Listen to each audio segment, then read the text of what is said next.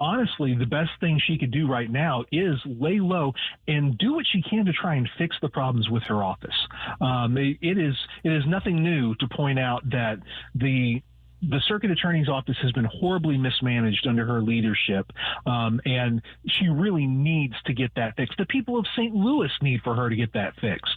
And so if she's laying low in an effort to try and fix the problems with the office, maybe that's actually a good thing. So I'm hopeful that that's what she's doing. We're visiting with Dave Rowland from the Freedom Center of Missouri. Dave, I want to get a follow-up. We talked, I think it's been close to a year ago, where this case started, where there's a ministry that said there are homeless people who are hungry. Let's go give them some food. And City Hall had a problem with that. And this has gone around, bounced back and forth in the courts. Where is that right now? Yeah, so Pastor Ray Redlick and one of his associates were cited on Halloween a few years ago because they were giving out food to homeless people. And we ended up getting a really weird result from the Eighth Circuit Court of Appeals. The law that the city has on the books and that they're enforcing pretty clearly says you have to have the city's permission before you distribute anything to people on the streets of St. Louis, even if it is prepackaged food from a trusted source. But the city argued, well, no, we're actually not worried about them giving out prepackaged food, regardless of what the law says. We're only worried about food that has meat or eggs in it or something like that. So the court ended up saying that the ministry could continue as long as what they're handing out is prepackaged food.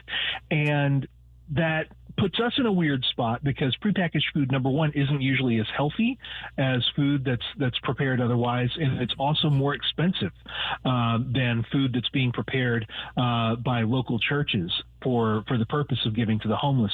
So what we are thinking about doing right now is bringing state claims in state court. We went to federal court first, and we raised our state claims there, but federal courts don't have to answer those questions if they don't want to. And so they kicked out the state claims and said, go to state court if you want to have these resolved. That looks like it's going to be our next step there. All of this to give food to somebody who's hungry. Just yeah, I know. All of it just so you can provide food for people who are hungry. It's absolutely insane. And that's kind of where my question is coming from. Has the state has the government provided any reasoning why they're really picking this fight? I mean, are they saying that they're trying to protect the homeless from food?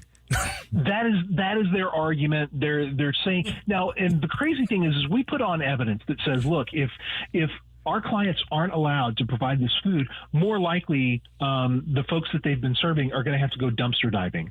And if you're talking about the health of the homeless, it is far safer for them to receive this food that's been lovingly prepared in church kitchens for the purpose of treating their hunger than it is for them to have to go dumpster diving. They're far more likely to get sick in the latter circumstances.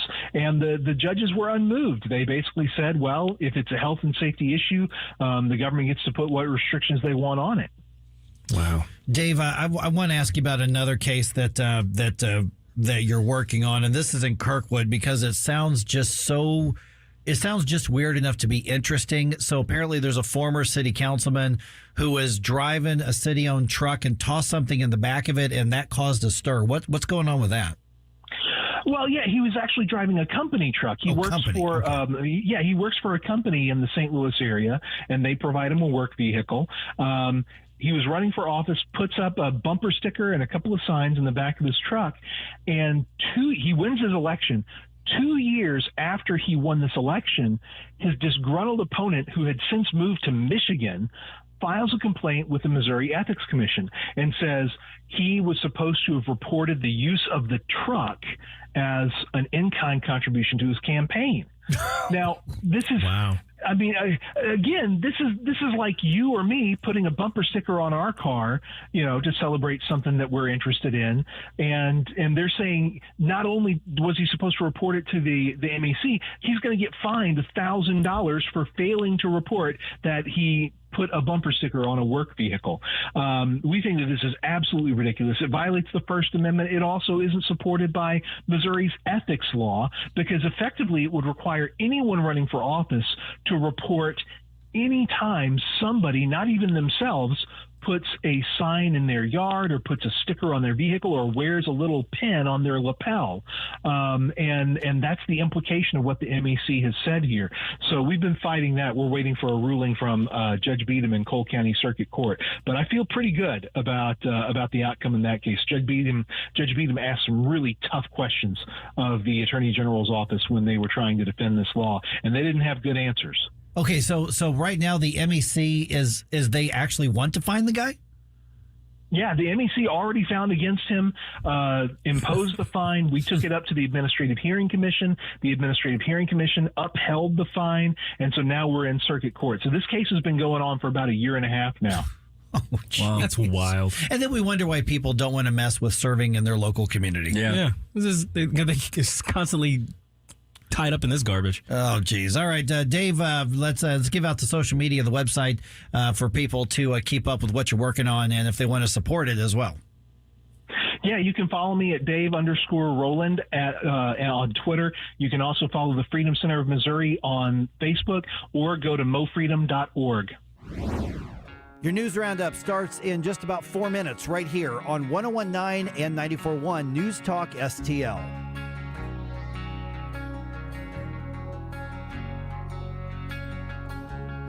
For podcast articles and more, find us on NewstalkSTL.com. Follow us on Getter at NewstalkSTL.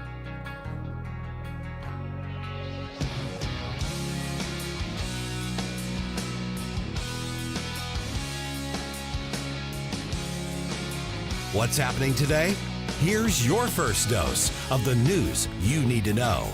This is Mike Ferguson in the morning on News Talk STL.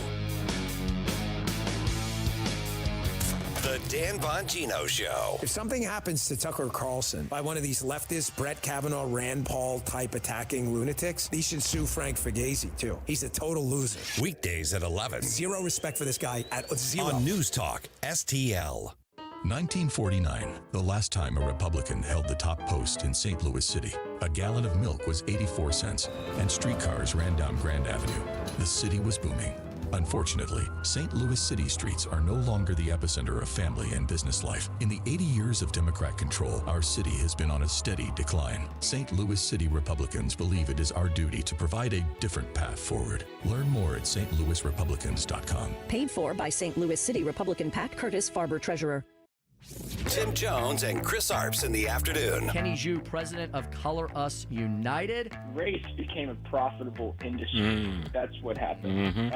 Racial victimhood. We all believe in civil rights, but then there are people who actually profit off of racial victimhood in this country. Diversity, equity, and inclusion right now, the new hot thing in companies is a $10 billion plus industry. Tim Jones and Chris Arps. Weekdays at 3:30 on News Talk STL. Hey, Columbo here for our family dentist, Dr. Matt Boscia at New Creation Dental Care, a one-stop solution for all your family's dental needs, including braces. Dr. Boscia uses the My Forever Smile Braces system, which straightens teeth many times in less than a year for half the price of traditional braces. Traditional braces or Invisalign can cost $6,000 or more, but Dr. Boscia only charges $29.98 for My Forever Smile, and incentives and insurance can lower the price even more, plus New Creation offers in-office financing. Learn more at newcreationdentalcare.com.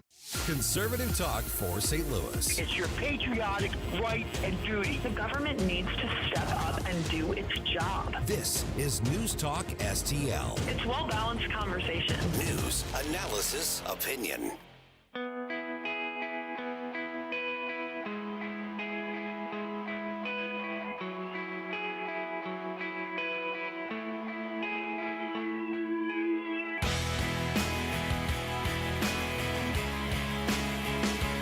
Talk lines are open now at 314-912-1019.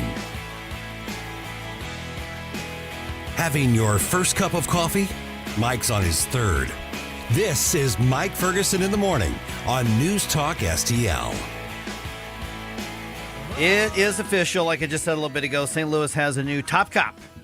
So, bigger question, I think, isn't just what do we know about the new police chief, Robert Tracy. What will he need in resources, and what will he need to do to be successful here? We're going to start that conversation in just a moment. I'm Mike Ferguson, 551 here. Got Ken Williams here. Gabe will be here in a little bit. Also, there's a push in Washington to ban TikTok in the U.S. I mean, ban it like all the way. Get rid of it completely.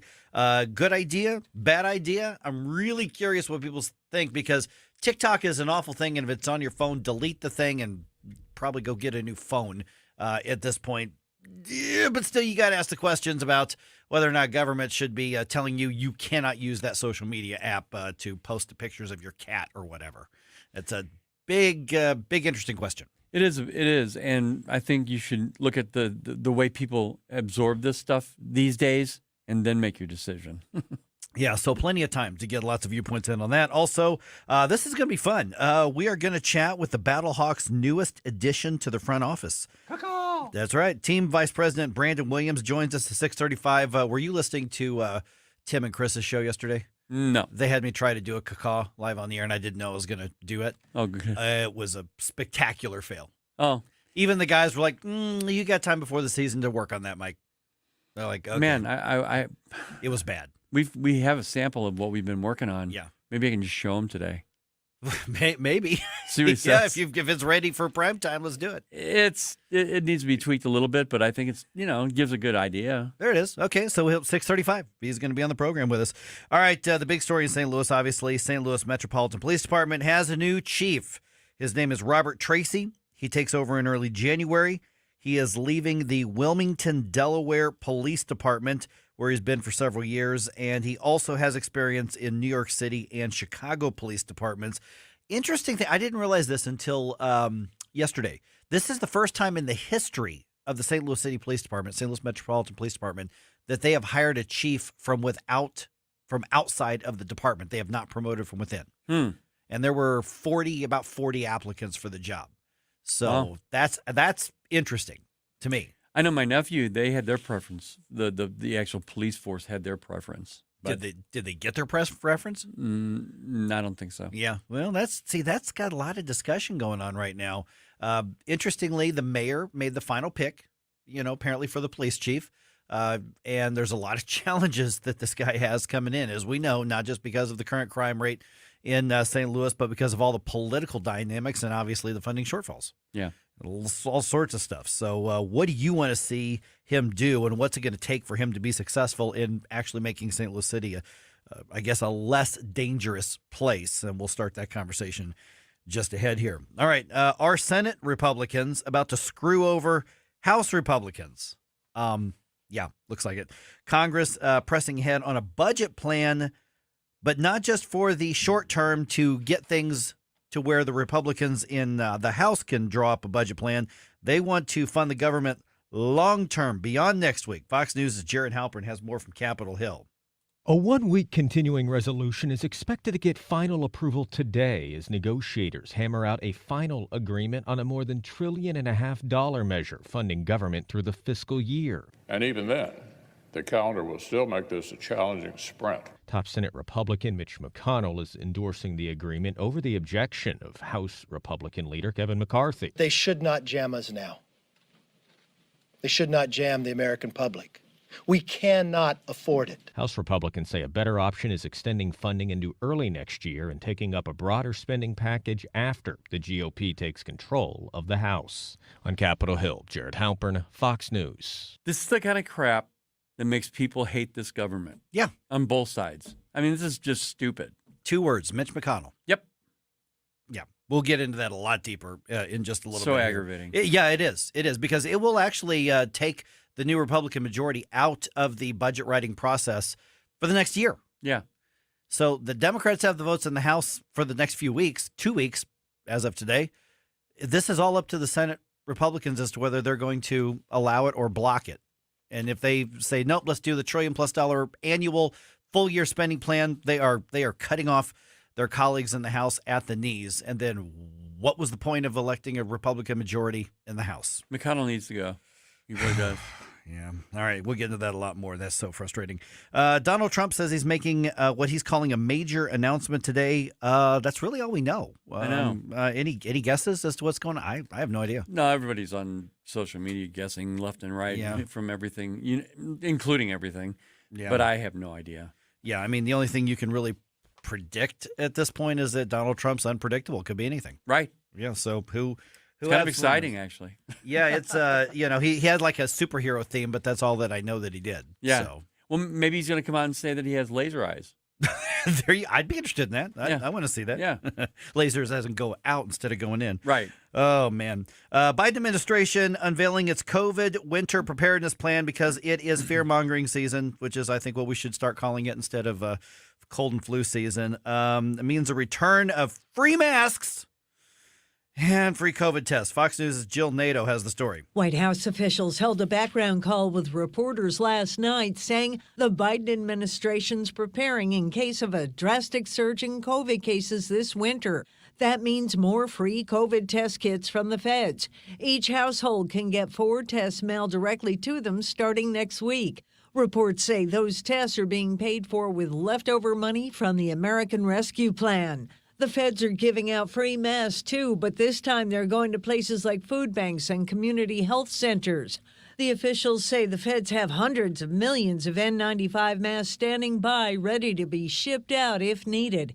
In Washington, Jill Nato, Fox News. Last time they did free testing, like half of them went to waste. Nobody wanted them. Yeah, I'd like to get a bunch of them, and then when I get a cold or a flu, I want to take the test and see if it comes up with COVID. There you go. Oh, man. Blues begin a 5-game road trip tonight. They are taking on the Oilers in Edmonton. The puck drops there at 8 o'clock Central Time. All right, 314-912-1019. This is 1019 and 94.1 News Talk STL.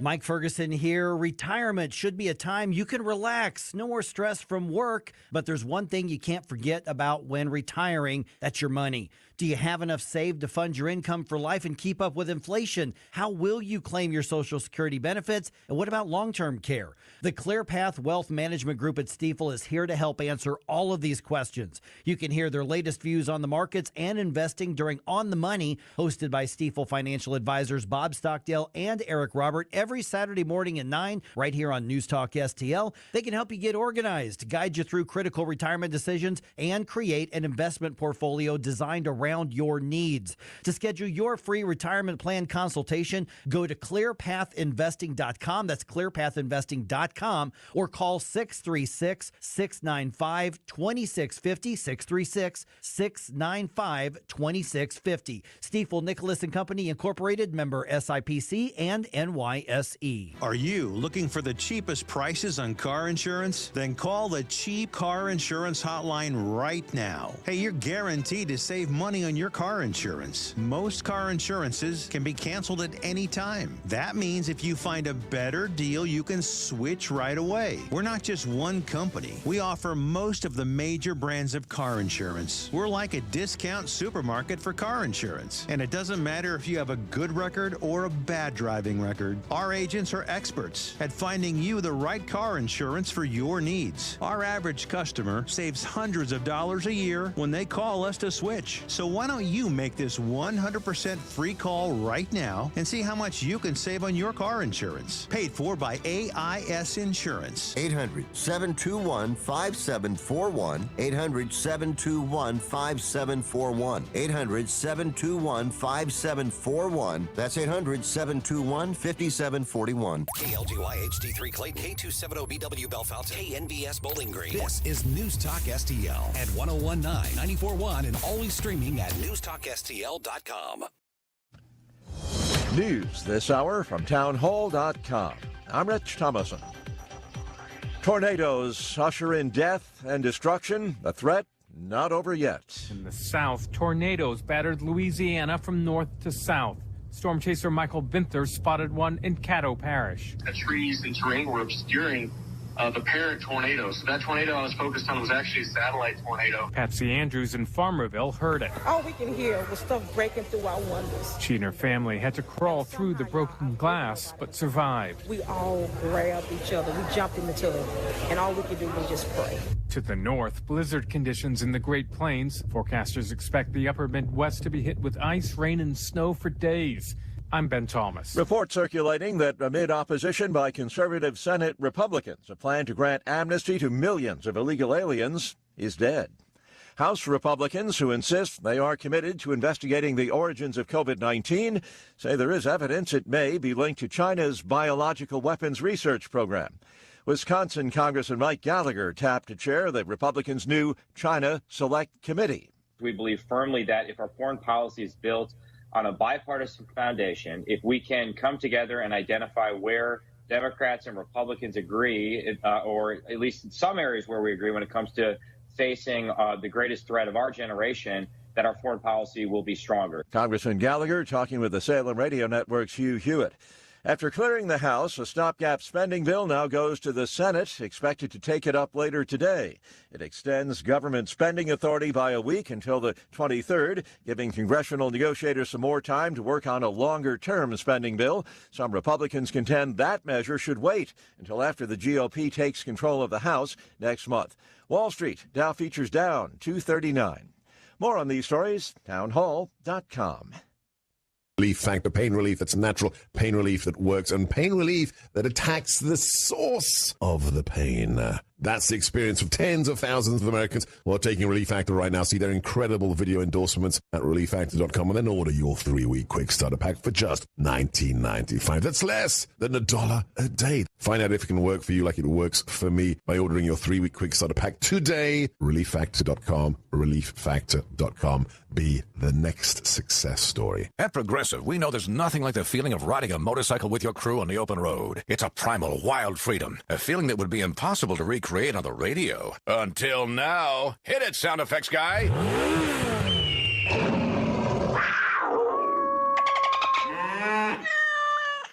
No.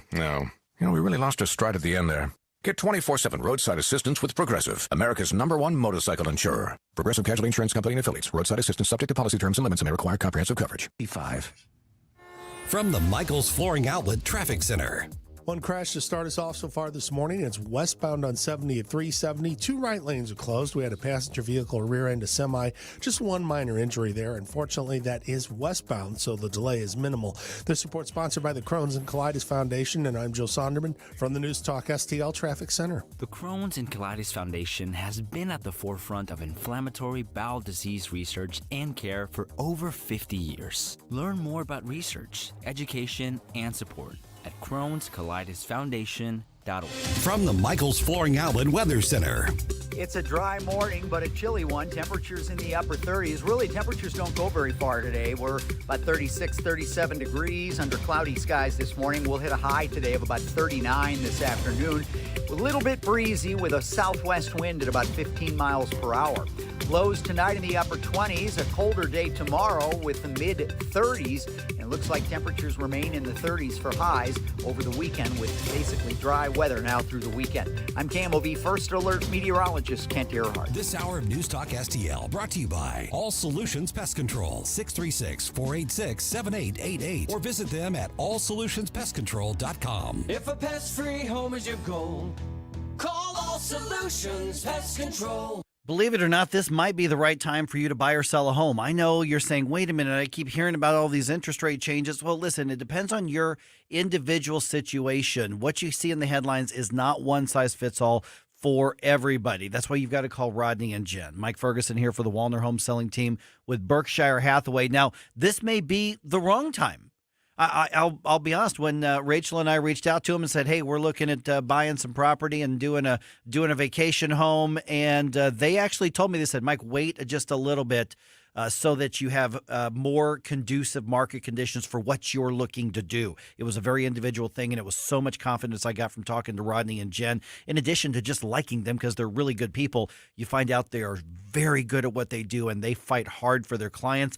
Even if that means telling them, hold on for just a little bit. You are going to get advice you can trust from Rodney and Jen. Now, they may say, actually, this is a good time to make a move. Find out what's right for you. Call them 314-810-SOLD. Tell them your situation. They are going to give you the advice catered to your actual needs, because that's the kind of people they are. They fight for you through a very complicated process. Maybe now's the right time. Maybe 3 months is the right time. Maybe 6 months is the right time. But you're going to get an honest answer from Rodney and Jen Wallner with the Wallner Home Selling Team. 314-810-SOLD.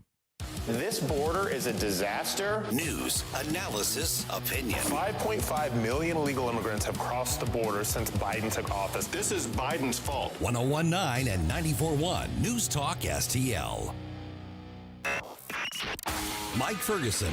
I have come here to chew bubblegum and kick ass. And I'm all out of bubblegum. Gabe Pfeiffer. We have a hope. Get up, in case you hear the alarm. Get up. What do you call a genius in President Biden's Homeland Security Department? A visitor. Mike Ferguson in the morning on News Talk STL. Get up, in case you hear the alarm. This is going to be fun, even though we're not, obviously not a sports station, but the new vice president of business operations for the St. Louis Battlehawks. Whoa. Gonna be with us. There it is. That's the work in progress. It's the work in progress. Work in progress. Brandon Williams going to be with us at 6:35. We just reported on him yesterday getting hired by the XFL to be part of the front office for the Battlehawks. Hazelwood East guy, went on to the NFL for a few seasons, and apparently the lure back to the football field was just too much because he is now part of the Battlehawks team, going to be with us at 6:35. Going to be a lot of fun. I'm Mike Ferguson. Got it's 6:07 right now. Got Gabe here. Got Ken here. All right, we'll get into this in a lot more depth in a little bit here. But new police chief in St. Louis City. The big decision, arguably one of the biggest decisions that any city government is going to make, is who's going to lead the police department. And of course, Robert Tracy coming to St. Louis from the mean streets of Delaware.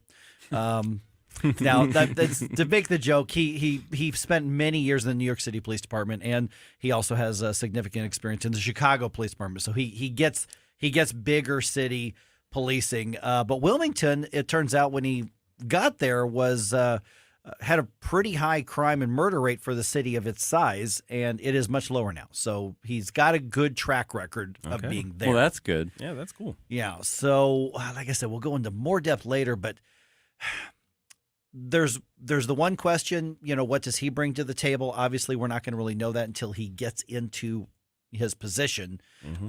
The city council and activists that were interviewed by St. Louis media, they were given quotes, all essentially having one common theme, is that he is a relationship builder. Okay. He will go into every part of the city and seek out the neighborhood leaders and show up at everybody's churches, and that sort of thing. So that's what he's got a history of doing. That's a good trait to have in St. Louis, I think. Certainly a good reputation to be coming into the office with, because, the relationships are kind of where all this stuff's going to start, right? Yep. So if he comes in and makes some waves in a bad way, it's kind of screwing us all over. Yeah, and it's going to also depend on whether the people that are here now are going to want to work with him. I mean, he could walk into this gauntlet of issues and people just say, no, we're not doing it. Well, I think it's interesting that the city decided to hire somebody from outside of the department. Yeah. It's a first, isn't it? First ever. Wow. Ever. Man. And so it's a different, and the reason that that's different here, other cities that's not a thing. I mean, people just don't care. Yeah. They just say hire the person. St. Louis, we are a little more internal. The whole thing about people joking about where'd you go to school? Well, no, that's a real thing around here, obviously. Yeah. And if the answer is, New York City, Delaware, well, you're an outsider, Mm-hmm. And so that's the thing, is they're bringing somebody in who is an outsider. And, he said at the press conference yesterday, St. Louis is going to be my home. I'm going to, this is going to be, I'm going to be a St. Louisan. And that's great. Lots of people move here. 2/3 of the people here in this room moved here and became St. Louisans. and he's going to do that. But it takes time for people to actually look at him as a St. Louisan. I remember a long time ago and actually it was a conversation we were having with Vic when he came from New Jersey. And the rule of thumb, I think, is if you've been here 21 years, you're officially a St. Louisan. Yeah. 21 years? It's 21 years. That's very specific. Some kind of, for some reason, I don't know what that was. Okay, so I've got a year to go. You got 1 year to I go. got a year to go. Wait a minute. Was that the how many years that Vic had been here? Maybe. that could very well be it. That's probably it. Because now he's been here 38 years. So. Oh, wow. Yeah. The big test is obviously going to come, and I'm going to say when, not if, but when something lightning rod-ish happens involving a police officer. Absolutely. Yeah. That's when we're going to find out how he's able to handle the chaos, because there will be chaos at some point, because that's what happens in St. Louis. You know, it may not even need to be something really big. It could be something as well, I say, quote unquote, small, as Tashara Jones issuing a new version of her blacklist on police and how he reacts to that, right? Yeah. You mean Kim Gardner's blacklist? Kim Gardner. I'm sorry. Kim Gardner. Yeah. Yep. Well, and I'm glad you said that, because that's the other thing I was going to point out is, and we'll talk about it in more depth a little bit later, who in their right mind would want to be the police chief in St. Louis right now? I mean, seriously. I mean, you've got a city hall that isn't backfilling or funding the department the way that it should be. You've got two separate unions essentially based on race. And you've also got a prosecuting attorney that doesn't appear very interested in prosecuting actual criminals, but will be the first to throw a police officer under the bus. Yeah. That's a tough gig. Real tough. Yeah, and, we might even get into a situation when we have another uprising, riot, protest. Well, I call them riots, but I guess they're technically protests of some kind. They always start as a protest. They start as a protest and turn into a fire. So, in that situation, if that, God forbid happens, then he's going to be under a real test. Mm-hmm. And how he treats those people. And that's not even that there necessarily has to be something happening here. I mean, you look at, George Floyd riots and all that. It could be something that happens anywhere in the country that lights a spark in St. Louis. Mm-hmm. So it's going to be a very telling time over the next couple of years. All right, we'll get just a couple minutes before we go to an information segment. Ken and I bounced this around a couple minutes ago, Gabe. I'm like I said, I'm not on True Social, but I guess Donald Trump put out a video or a graphic or something. He's kind of doing the Superman pose, I guess. And he says that there's a major announcement. America needs a superhero. Major announcement today. And that's all he said. Major announcement. I mean, that's all he said. Mm-hmm. So it's kind of funny because I saw some different news articles, trying to speculate what it could be. And I'm like, why are you speculating? I mean, there's no context. This is whatsoever. Donald Trump. He's going to do what he wants to do when he wants to do it. There is no predicting what he is going to do. Maybe he's going to name Henry Cavill as his VP. There you go. America needs a superhero. Dean Cain. Dean Cain. We know Dean Cain's conservative. He also, that's true, and he played Superman. So maybe that's what it is. But I have no idea. Yeah, there are people on Twitter saying he's going to run for Speaker of the House. He's no way. He's not going to run for president. I mean, it goes from one spectrum to the other. So, sure. Both of it those, is what it is. Yeah. Both of those seem very far-fetched. Yeah, they do. Yeah. But, given the track record here, right? Yeah. My question, obviously, is what does he think it would qualify as a big announcement, considering he already announced that he's going to run for president? Well, you know what I mean? It's like, interesting. That's for sure. That's the thing that piqued my interest, was he's calling this a big announcement. I'm like, I thought we did the big announcement thing already. It might be a little bit early, premature for him to do this, but I just, for some reason, think that he's probably going to announce maybe a running mate. Yeah. I've seen a couple of articles, or not articles, but I've seen a couple of, one article and some other social media posts saying that that's what they thought it could be, but that seems really premature. Yeah.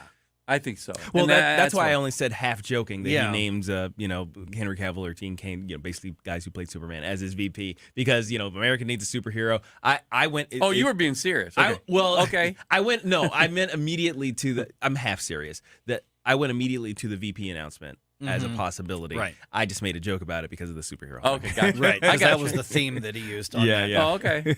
So essentially, what we know, and we can say for sure, is that we have no idea. God, that'll be crazy, Gabe, if you're right. Gabe was right. He was joking, but he was right. Well, dang. I didn't know Dean Cain wanted to. Yeah. It was all right. Yeah. Henry Cavill isn't eligible, but yeah, that's true. He's British. That's true. Yeah, you have to have all the eligibility of being a the president president to be a vice president. That's right. Yeah. Yeah, Henry Cavill's out. Oh, well, he needs to play Superman, so we'll talk about that later. There you go. All right, 314-912-1019 just ahead here. There is talk of the federal government saying maybe we should just ban TikTok from being in the U.S.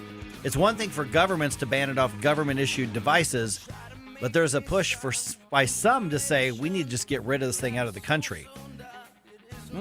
TikTok's a bad thing, but is it a good or bad idea for government to take that approach? We'll get our thoughts on that to you just ahead right here on 1019 94.1 News Talk STL.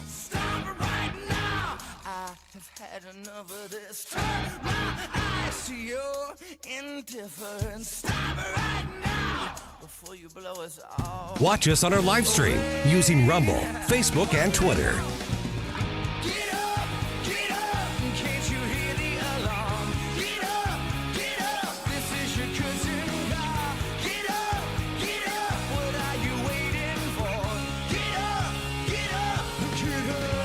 Get up, St. Louis. It's Mike Ferguson in the morning. Made in St. Louis for St. Louis. It's News Talk STL. You want to give me more information? From the Michaels Flooring Outlet Traffic Center. We're in good shape this morning with one exception. It's westbound on 70 at 370. Crash blocking the two right lanes. That's a car wedged under a tractor trailer. There were a couple of injuries. I don't believe they're serious, though. But again, that's westbound 70 at 370. Two right lanes closed, brief slowdown. Eastbound traffic not affected. This report sponsored by Stand Up to Cancer, and I'm Joe Sonderman from the News Talk STL Traffic Center. Joe Buck and John Smoltz welcoming you back to the City Center Convenience Mart. Uh-oh. She's looking at the cigarettes, but she just grabs the gum off the counter. Stand Up to Cancer and Rally want you to reduce your risk for cancer. Go to takeahealthystand.org. What if everything you thought and believed to be true about owning and buying your home turned out to be wrong? Straightforward, objective advice on the right way to make the most out of every dollar you put into your home. We're the only country that has one of those. Most other countries, considering like Canada, the UK, they don't have long-term fixed-rate mortgages like that. They're all variable-rate mortgages. HomeWise with Michael Midget. Sunday mornings at 9 on News Talk STL.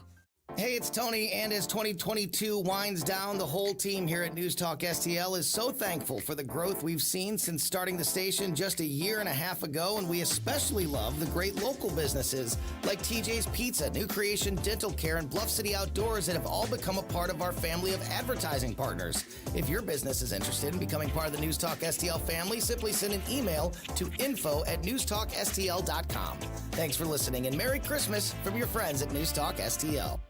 Michael's Flooring Outlet is a locally owned and operated family business for more than 28 years, featuring exclusive products, unbeatable prices, and expert installation. You can choose from a wide variety of flooring options, including carpet, hardwood, laminate, ceramic tile, luxury vinyl, natural stone, plus many other options. And you'll gain a peace of mind knowing that your flooring and carpet installation will be done right the first time when you hire the experts at Michael's. You can shop in-store at one of their 3 convenient locations or shop from home online. Check out everything Michael's Flooring has to offer at igotfloored.com.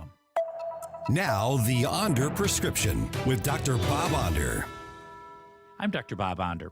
This week we learned that out-of-state progressive billionaires are back, again planning to spend millions to pass so-called ranked choice voting in Missouri. They tried this in 2022, but thankfully they failed to gather the required signatures for this year's ballot. What is ranked choice voting? With RCV, voters rank multiple names, Democrat and Republican, in order of preference. If no candidate wins a majority, the bottom contender is eliminated, and that persons are reassigned to their second choices or third or so on.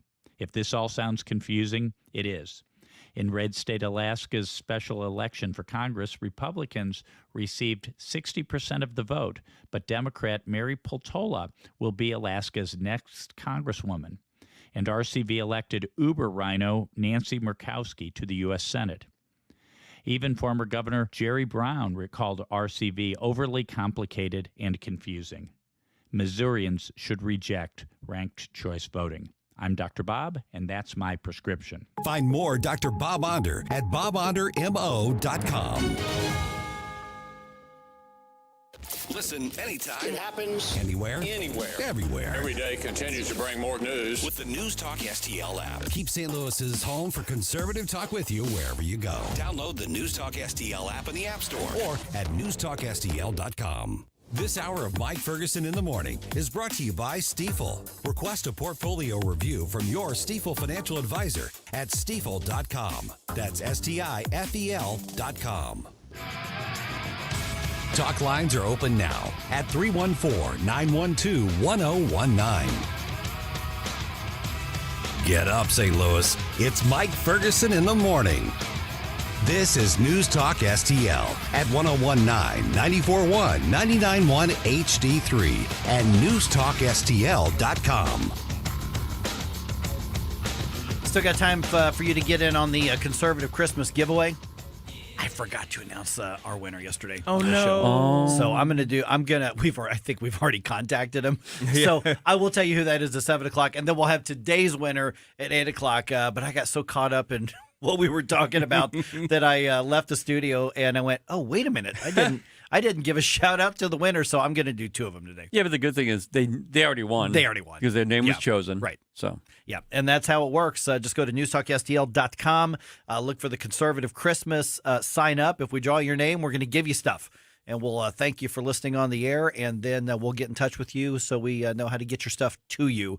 A lot of great prizes. We're doing that, let's see, at least through the end of this week. I don't remember how long it goes after that, but it's all the way through this week. So you have time to get in to try to win something. So check it out. Not 314. Well, you can call me at 314-912-1019, but newstalkstl.com. Getting my websites and phone numbers mixed up. Pardon me while I have a sip of coffee. Yes, please. Yeah, just a small injection of caffeine, there we go. please. There we go. there. All right. Oh, you sound better already. Well, let's see here. The U.S. Senate voting to ban TikTok off of all federal government devices. Of course, this follows many, many states doing the exact same thing. Fox News' Ashley Strohmeyer has the story. Yesterday, the Senate approved the No TikTok on Government Devices Act. Missouri Senator Josh Hawley introduced it, and it would do just what it says, ban people who have the Chinese app on government-issued phones from using the app on their issued device. Now, Hawley's saying, quote, TikTok is a Trojan horse for the Chinese Communist Party. It's a major security risk to the United States, and until it's forced to sever ties with China completely, it has no place on government devices. It's time for Joe Biden and the Democrats to help do the same. This has not, as far as I know, gone to the U.S. House. They have not taken up the vote, and the Biden administration says they're still evaluating this. Okay, so yes, TikTok is a very bad thing. It's kind of funny. I mean, I've been interviewing Jim Carafano, for instance, from the Heritage Foundation for years. And for years, he has been arguing TikTok is really, really bad. Don't have it on your phone. If you can possibly prevent your kids from having it on your phone, keep it off of there. Some like Tom Cotton, U.S. Senator, he said if you got it, don't just delete it off your phone, then get a new phone. Is what he was saying. Yeah. That's how this app, and there is no question that it is connected to the CCP. Incredibly popular app here. A lot of people use it. I know businesses use it for marketing, and of course, young people tend to like it. So. Another question being pursued, and guys, tell me what you think about this, because I've got a soundbite here from Senator Marco Rubio in a second, is trying to essentially ban the app from being used in the United States. And one, I don't know how you're going to do that, because I think you can, I guess, ban Google App Store or whatever from having it, but people are going to find it. If they can find a website, they can find it. Mm-hmm. But is having something that is bad out there justification for the government saying you're not allowed to access or use it on your own choice, on your own personal stuff? I think it really depends on how this thing gets classified and how it gets done. And let me explain that. Because if we're saying that this is essentially a foreign espionage device, then I mean, clearly the government has a purview to do something. I mean, you can't allow foreign governments to have spyware to even cross the border, essentially, into your country, even if it's digitally. It's the same thing as having, a quote unquote private citizen who happens to have close ties with the CCP working at a nuclear power station or something like that. They have an interest in protecting us from that standpoint. Now, of course, you have to balance that against maintaining free markets, because we are a free market system. But I'm erring in this case. I would be erring towards the some sort of government regulation on TikTok, basically, and not just TikTok, but on foreign entities. In that regard, is like maybe this case is one where they simply make a law that, well, you can't have direct ties to a foreign government. You know, you can have a foreign company, but you can't have direct ties to a foreign government. And how that all works out, I'm not exactly sure. Yeah, I've been thinking a lot about this. And if it was just a little simple American platform of some kind, you know, you have to really watch out on limiting somebody's ability to access it. But imagine this, if say the Chinese government had another app and they said, look, the express purpose of this app is to get information about the American citizens. Well, we wouldn't let it in here. And if they can be transparent enough to prove that TikTok, it's all in the messaging, if they can be so transparent that they show us, here is what it's going to do if you sign up for TikTok and what messages they get from it, then maybe I think they should be able to do it. I'm gonna err from a different perspective, because I don't want to set the precedent that says we're going to allow you to sell something to the public if you can prove to us that you satisfy our worries, instead of letting the market work. Now, I think banning it off everything, government issued, absolutely 100%. And I am not defending TikTok. I don't, what we know about it is awful. But I'm worried about the precedent of the government saying we're going to be the gatekeeper as to what you can put on your phone and which platforms you can communicate on. That's my bigger picture worry. Yeah, I worry about that. I really do. But I think also, though, if you've got clear evidence, you're transparent, you get the messaging out to the public and say, here's why we don't like it. And it's a level, like you were saying, Gabe, if it's an espionage level, then I think the government has a right to deal with it. And we're looking at the guy run up here. Yeah. So they're talking about restricting TikTok usage in various states, and many states have done that. I agree with obviously controlling their own devices. If the government owns a device, it's like, yeah, you can't use that here. I completely support that. By the way. Yeah. And so how would that happen? Well, Senator Marco Rubio was on Tucker Carlson's show last night on Fox News, and here's one of the aspects that he's taking to it. Well, what we ban is their ability to make money in the country, and the reason is because it's basically a wholly owned subsidiary of the Communist Party of China. One thing, it's not about the content, ultimately. I mean, we have free speech in this country. It's about how the data that's on it is being used. Okay. Mm-hmm. Well, that's an interesting approach. Yeah, I mean, going after their ability to make money, I suppose that's the thing. But then again, if the money isn't really driving their need for this or their want for this, that's not going to stop them either, because the data that they'd be gathering is worth more than the money. The money's like a cherry on top of their espionage cake here. And by the way, every single social media app gathers data on you. Yes, that's true. They just sell it to marketing companies. That's true. That is true, but the difference is this is a direct reservoir to the CCP. Yeah, I mean, and that's the one thing that's giving me the indication that this may be the purview of government, is because there is a national sovereignty, national defense sort of aspect to what we're discussing here. Okay, so we've got less than a minute left. I'm trying to think of what the pushback would be. I can hear, I don't know, ACLU or somebody like that saying, but Gabe, what's the national security interest of a 22-year-old college student wanting to do the latest trend in dancing? Who cares? I can tell you real quick, one thing that I read about is that what they're doing is they're sampling social credit scores, and they're taking all that data from younger people and to try and modify it to just have it's like practicing social credit scores for Americans, some weird stuff like that. I'm not so much worried about that, because that. If the government wants to attempt to do that, our government wants to attempt to do that, they're going to have pushback all their own. I don't think they're going to be coordinating with the CCP to accomplish it. I mean, they may use the data, but my thing is more so that I don't know. I work in classified areas. Like I see a lot of things. There are things that I can and cannot do because of the nature of my job. There are so many there are so many instances where you would not expect espionage to be occurring where it can be occurring. So that's my major worry, is that it's like, no, they don't care about the kid doing the dance. They care about their dad and where they work. Right. You know what I mean? It's like, you know what I'm saying? There's something else going on here. The whole Trojan horse idea is one that we need to be considerate of. Yeah. All right. Well, just ahead here, one of the more exciting things happening in St. Louis. St. Louis Battlehawks are back, baby. Yeah. Latest addition to the Battlehawks front office, Brandon Williams, new vice president of the team, going to be with us in about 4 minutes right here on 101.9 and 94.1 News Talk STL.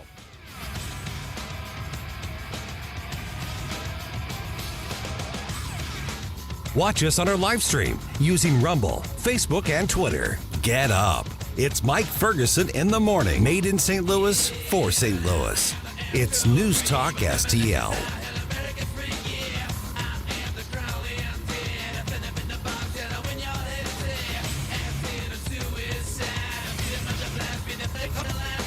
The news and talk that affects St. Louis. The media's silence on the Twitter files is shameful. This is 101.9 and 94.1. The narrative is more powerful than the facts. The media's not going to like it, and they're going to try not to cover it. News Talk STL.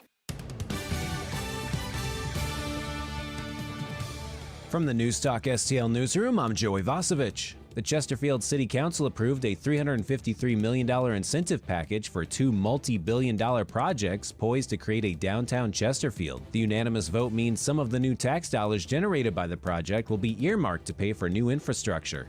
St. Mary's High School has agreed to the terms of a 3-year lease with the Archdiocese of St. Louis, which had planned to close the Catholic boys' school next year. A press conference is set for later today to announce the deal, which includes a new name and religious sponsor for the school in the Dutchtown neighborhood. Governor Parson will deliver the annual State of the State address at 3 p.m. on Wednesday, January 18th, according to an advisory from the governor's office. During the address, Parson is expected to announce the 2024 fiscal year budget proposal and legislative priorities. A former employee with the Missouri State Highway Patrol is accused of taking cash bribes while inspecting vehicles at a South St. Louis County location. The man would falsify documents to indicate no apparent damage when there was visible damage to the vehicle being inspected.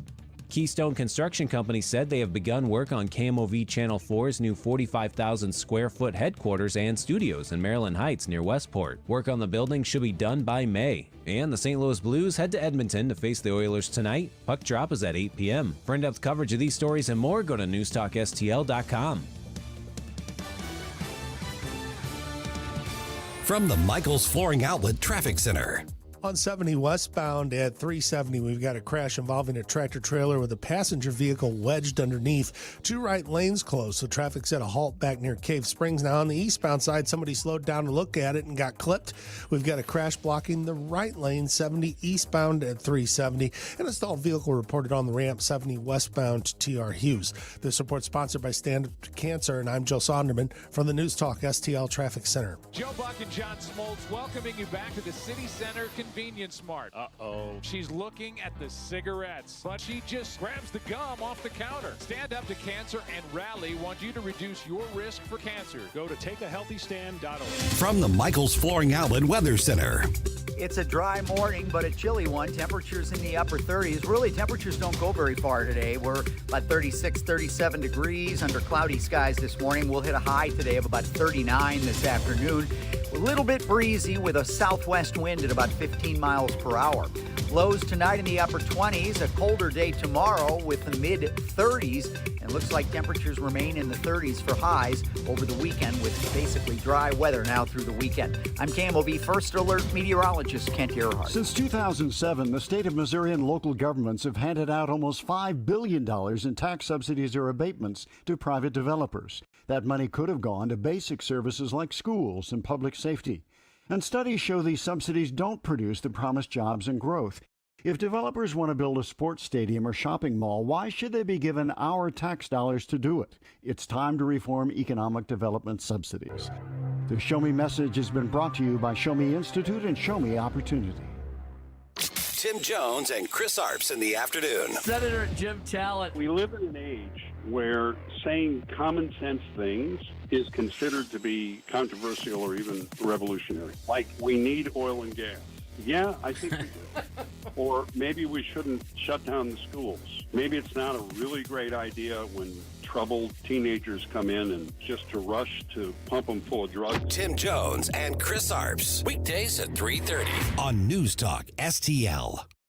Buckle up, Buttercup. What's new, fresh, and definitely shaking up the airwaves? Johnny's Hideout in High Ridge presents the Definitely Holly Show. Hi, this is Holly, a conservative millennial, and I am proud to be the newest member of the News Talk STL family. Every Saturday, we tackle controversial and hot topics and what's going on in our local community. The Definitely Holly Show. This Saturday evening at 5 on News Talk STL. Brought to you by Hiatus Tequila. Tim Jones and Chris Arps in the afternoon. It's Thursday. Tim and I are out, but Nick Schroer and Paul Kurtman will be joining you. They'll have Dr. Randy Tobler and Jim Carafano from the Heritage Foundation. Tim Jones and Chris Arps. Weekdays at 3:30 on News Talk STL.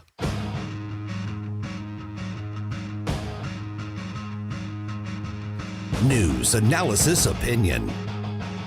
Talk lines are open now at 314-912-1019. Get up, St. Louis. It's Mike Ferguson in the morning. This is News Talk STL at 1019, 94.1, 99.1 HD3 and newstalkstl.com. All right, everybody in this room who plans to be at the Dome next year to watch some football, raise your hand. Yay! Okay, that's three out of three. Right here. 3 out of 3. We're going to be at the Dome. All right, we've got some exciting news. Obviously, we all know that pro football's coming back to St. Louis, and right now we're getting a chance to talk to the newest member of the front office of the St. Louis Battlehawks. That is Brandon Williams, new vice president for, I think it's business operations. Brandon, I mean, football. You're from St. Louis. What drew you back into getting involved in the game? Because it sounds like you had a pretty good gig there at Anheuser-Busch, man. Yeah, no, thanks for having me, Mike. That's a great question. I've always wanted to get back into sports ever since I left actually the world of commentating. So I did commentating for about 9 years. I was on ESPN, Big Ten Network, and here Fox with Martin Kilcoyne. So it was always the opportunity to get back into sports that kind of I wanted to do. I went and got my MBA from Lindenwood with the idea that I was going to learn as much as I can about business and get into business and understand the business side of sports. And so it just kind of came together. So I'm excited to be back at home doing it, though. Good morning, Gabe Pfeiffer here. How excited are you to have football back in the city? I mean, we're kind of really jazzed about the whole thing. We're getting our swag on order from the store, and I think all of St. Louis is ready for this. Are you feeling that energy? Man, I'm feeling that energy every single day. Every time I go on to all social media channels, every time I'm, talking to people about it, they're getting excited about having football back in St. Louis because we are a sports town. We hear this all the time. It's not just one sport, but the most exciting sport to me is football, and I think people in this city gravitate to it. We've been around football forever. And so we at a high level, right, at the professional levels. And so I'm excited, man, being a guy who played Little League here, played high school. Then I had the chance to play with the St. Louis Rams for a year and a half there at the Dome. And now then commentating and covering the Rams as well. And now I get to come back and be a part of the front office for the professional football team here in St. Louis, man. I know I don't sound that enthusiastic or overly excited, but believe me, I'm holding myself back right now. Oh, Brandon, I can tell you are. Hey, Brandon, this is Ken. This is Ken Williams. When when the Battlehawks first came to St. Louis, we were so excited. There was such an energy there developing, and I think it was organic completely. Did you guys take that into consideration when you were bringing the team back, and then you were wanting to decide on a name and uniform and all that? Yeah, I think the ownership group definitely listened to what the fans in St. Louis were saying and were talking about as far as how they love the Battlehawk name and how they love the colors and just the nostalgia behind how the Battlehawk was actually built and the logo and things of that nature. So I think they 100% took that into consideration. People were super excited about the 2020 iteration, and quite honestly, they were having a lot of success. And so we would be silly and foolish to try to deviate and go, diametrically opposed to some of the things that they were doing because they were actually having a lot of success. So I've studied what they've done. I've talked to some of the people who were working on that staff just to continue to get ideas and build on from that foundation. And so it's just smart business sense to continue to try to do some of the things that they did. Yeah, I mean, the Battlehawks really kind of caught lightning in a bottle. I mean, it's you've got an interesting business setup because the XFL owns all the teams and lets them obviously be managed in the local towns with their own management teams. But something happened that was different in St. Louis from what I can tell, and that's not something you can, I guess, write up necessarily a business plan to catch again. How much of this is we're going to have a business plan, we've got events, we've got everything that you're hired to come in to do with, advanced degree and all that sort of thing, and how much of this is just what St. Louis is fired up about, let's run with it? Yeah, no, you have a great point. I mean, the thing that I thought what they did really well last time was really get a grassroots campaign going.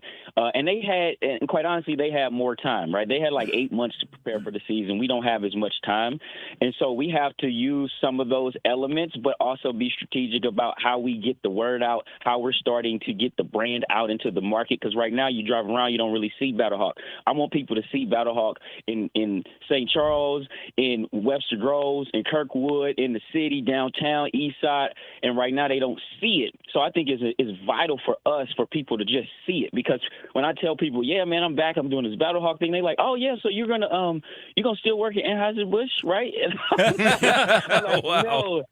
No, my friend, this is real deal. This is real stuff. Real people playing real football, getting real checks, man. And so I think just the ubiquity of seeing the Battlehawks branding and logo all over the city and county is going to be very important for this next iteration, man.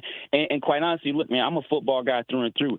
A lot of the guys I grew up with are the head high school football coaches or athletic directors. They're running schools and things of that nature. And so my face and my voice is visible within this football community. And I'm going to lean heavily on those guys as well to be able to get the word out and let people know that Battlehawks football is back and we're excited. And it's the professional sports team in town, man. You are listening to the voice of Brandon Williams, new vice president of the St. Louis Battlehawks. Okay, so what's that going to look like when you're talking about getting the logo out there, the name out there? I mean, people were so excited back in 2020, and then obviously everything fell apart with all the shutdowns and everything. So what can we expect either from the team or the players? Obviously, they're a little bit busy getting ready for a football season, but what's it going to look like to get outside the dome and into all those parts of St. Louis you just mentioned? Yeah, no, I think what it's going to look like is really, number one, for me, building up a really good staff that understands St. Louis sports as well, making sure that we're finding the key areas, working with the Dome and their staff, making sure that we have all the resources and the access to different partnerships that we need, whether that's we have promos all over bus stops, whether we have, promos on flagpoles and things of that nature. One of the cool things I want to do is find a way where we can get like a countdown to kick off 2 locations somewhere in St. Louis where people can take selfies and take photos, and we can just start to build that up, and look, we're in the digital age right now. So that means really hitting social media very hard. Facebook, Instagram, TikTok, Twitter. We want to hit those social medias hard and really build some campaigns so we start popping up. And when people are going on Google, when people first opening up Facebook, we want them to start seeing us and be like, oh man, oh yeah. When is the season? Okay, yeah. Oh, he's the new VP. Oh, and Coach Anthony Beck, who played with the Rams too. Dude, if you haven't talked to him yet, which I'm assuming you probably have, he is full of energy, full of life as well. And I think he's going to bring that energy to the football team, and they're going to be fast-paced, up-tempo, physical guys that play hard, but they're going to try to put on a great show for the fans, because at the end of the day, it's about fan engagement for us. It's about entertaining the fans and making sure that they're having an experience around professional sports, in particular football, that is second to none. All right. Hey, real quick, Mike, Brandon, in that package, that you're talking about digital marketing and all that stuff, you're going to need something, Mike. Yeah, you're gonna need a caca, right? The official caca is law, man. We absolutely need a caca. Okay. Hashtag caca. All right, here's News Talk STL's submission. Gabe and Ken have been working on this. Here's News Talk STL's submission for, or at least the work in progress for the caca. Yeah, it's not completed, but it's almost there. Of the St. Louis Battlehawks. What do you think? I think I like it. So one of the things that I'm trying to figure out is in-game experience. And is that the caca we're going to use for every first down? Is that the touchdown caca? I don't know. It could be. I'm thinking it could be the introduction caca. You could hear it in the stadium, right? It's like, and now your St. Louis Battlehawks. It has the jet in there. It has, You got the guys running out on the field. You got the crowd cheering. That's what I'm seeing. Get some smoke, man. Get Yeah. man. Get the potion going. Get those sounds going. You get me fired up, man. I again. I'm trying to stay in the business casual in the office, but if I got to throw a helmet on again, hey, let's go.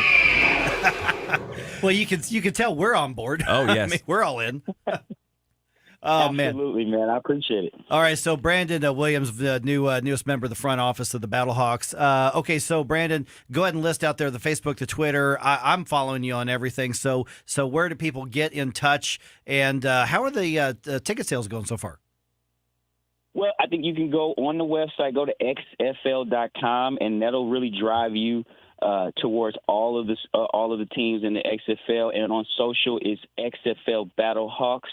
I think that's pretty much for everyone, Twitter, Instagram, and that's kind of where we're at right now with all the social medias. And then from a ticket sales standpoint, we're doing okay. We're doing what we got to do. We're steadily trying to get the brand out and get everything going. And so, we're just excited for the plan that the league is putting together.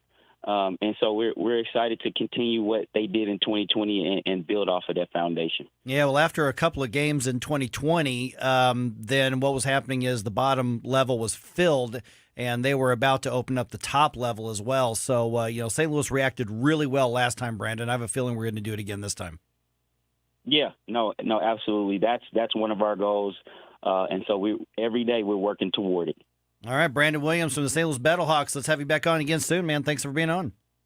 Absolutely. Thank you, guys. Appreciate it. You got it. Thanks, there it is. Godspeed, sir. All right. Hazelwood East guy, Yeah, that's really cool. And of course, I remember him on the Fox commentating. I forgot he was on the Big Ten Network as well. So knows a thing or two about football, knows a thing or two about St. Louis. This is going to be fun, guys. Yeah. Season tickets, 50-yard line, or $440. For 5 games. 5 games. That's not much at all. Yeah. That's the 50-yard line tickets. Santa Claus. Hey. Good stocking stuffer. Yeah, it right is. there.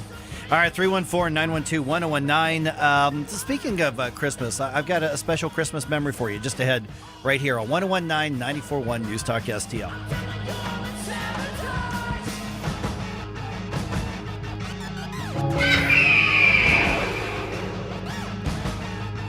This is Mike Ferguson in the morning on News Talk STL. From the Michaels Flooring Outlet Traffic Center.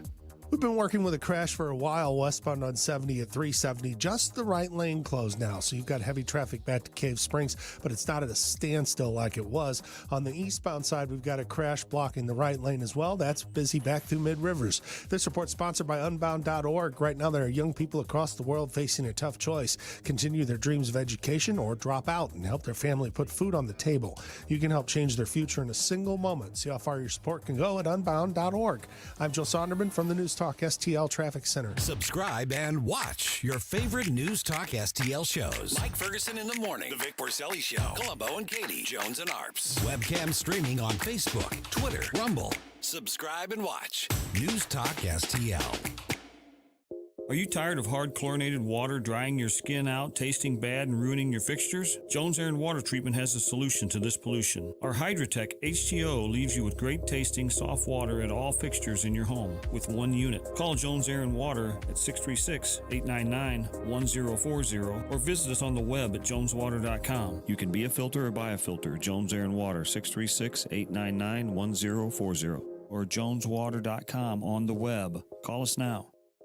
From home improvement to replacement, do-it-yourself electrical projects can be shocking. That's where Grasser Electric can help. They've been lighting up St. Louis for years. From ceiling fans and dimmer switches to repair or replacing your electric. No job is too big or too small for your home or business. Grasser Electric will even install emergency backup generators. So call Grasser Electric today before the sparks start to fly. 636-441-5200 or go to grasserelectric.com.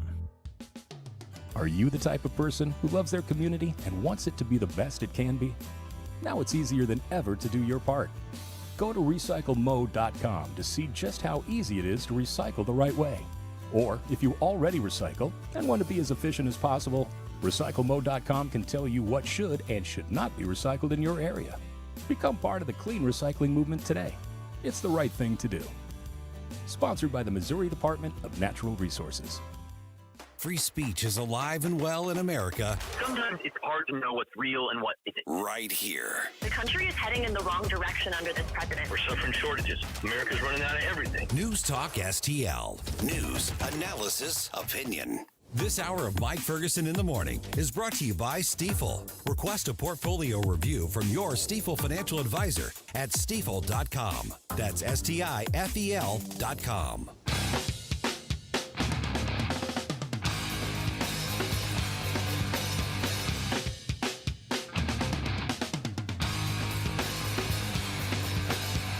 Talk lines are open now at 314-912-1019. Get up. It's Mike Ferguson in the morning. This is News Talk STL at 1019, 94.1, 99.1 HD3 and newstalkstl.com. Gabe just pointed something out in that information segment. Follow up on the conversation with the Battlehawks. Battlehawks Vice President Brandon Williams is that I asked him. I said, "How are the ticket sales going?" He's like, "Yeah, they're doing okay. We're looking." You pointed out they're only selling season tickets. So for those of us like me, who's probably just going to pick out a couple of games to go to once I know the schedule, they're not even selling the single game tickets yet. When that happens, I have a feeling they're going to.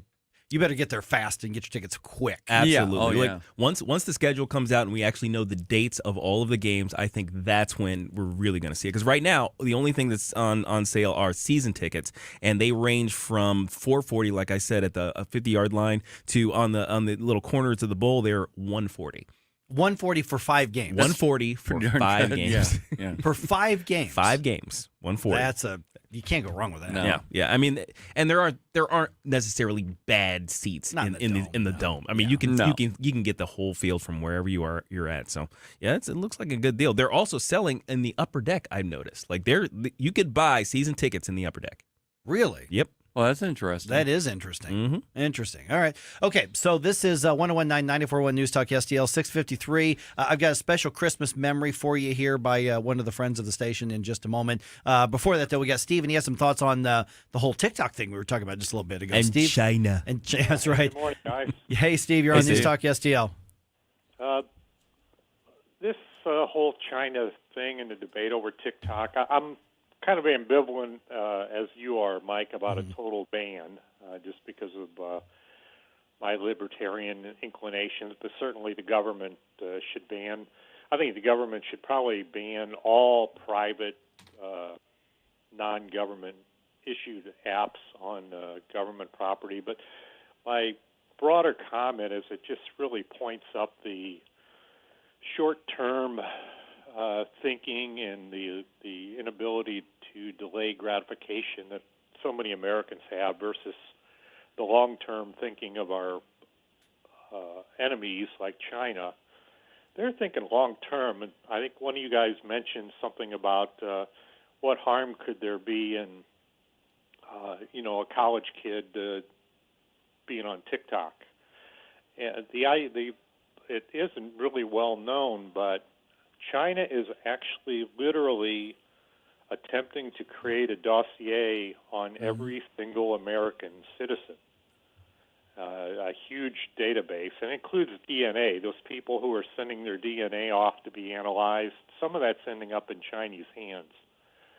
But the more they can profile, that college kid is going to grow up, may end up working for Boeing, may end up working in the government, in the State Department, and the more information they have on those Americans on an individual basis gives them opportunity for influence and insight, even recruiting in extreme cases, but also on a broader national market, ability to really get inside the head of America as a country and for manipulatory privileges, purposes. But they are literally trying to gather information on every single American citizen, and to give it to them so willingly is just insane.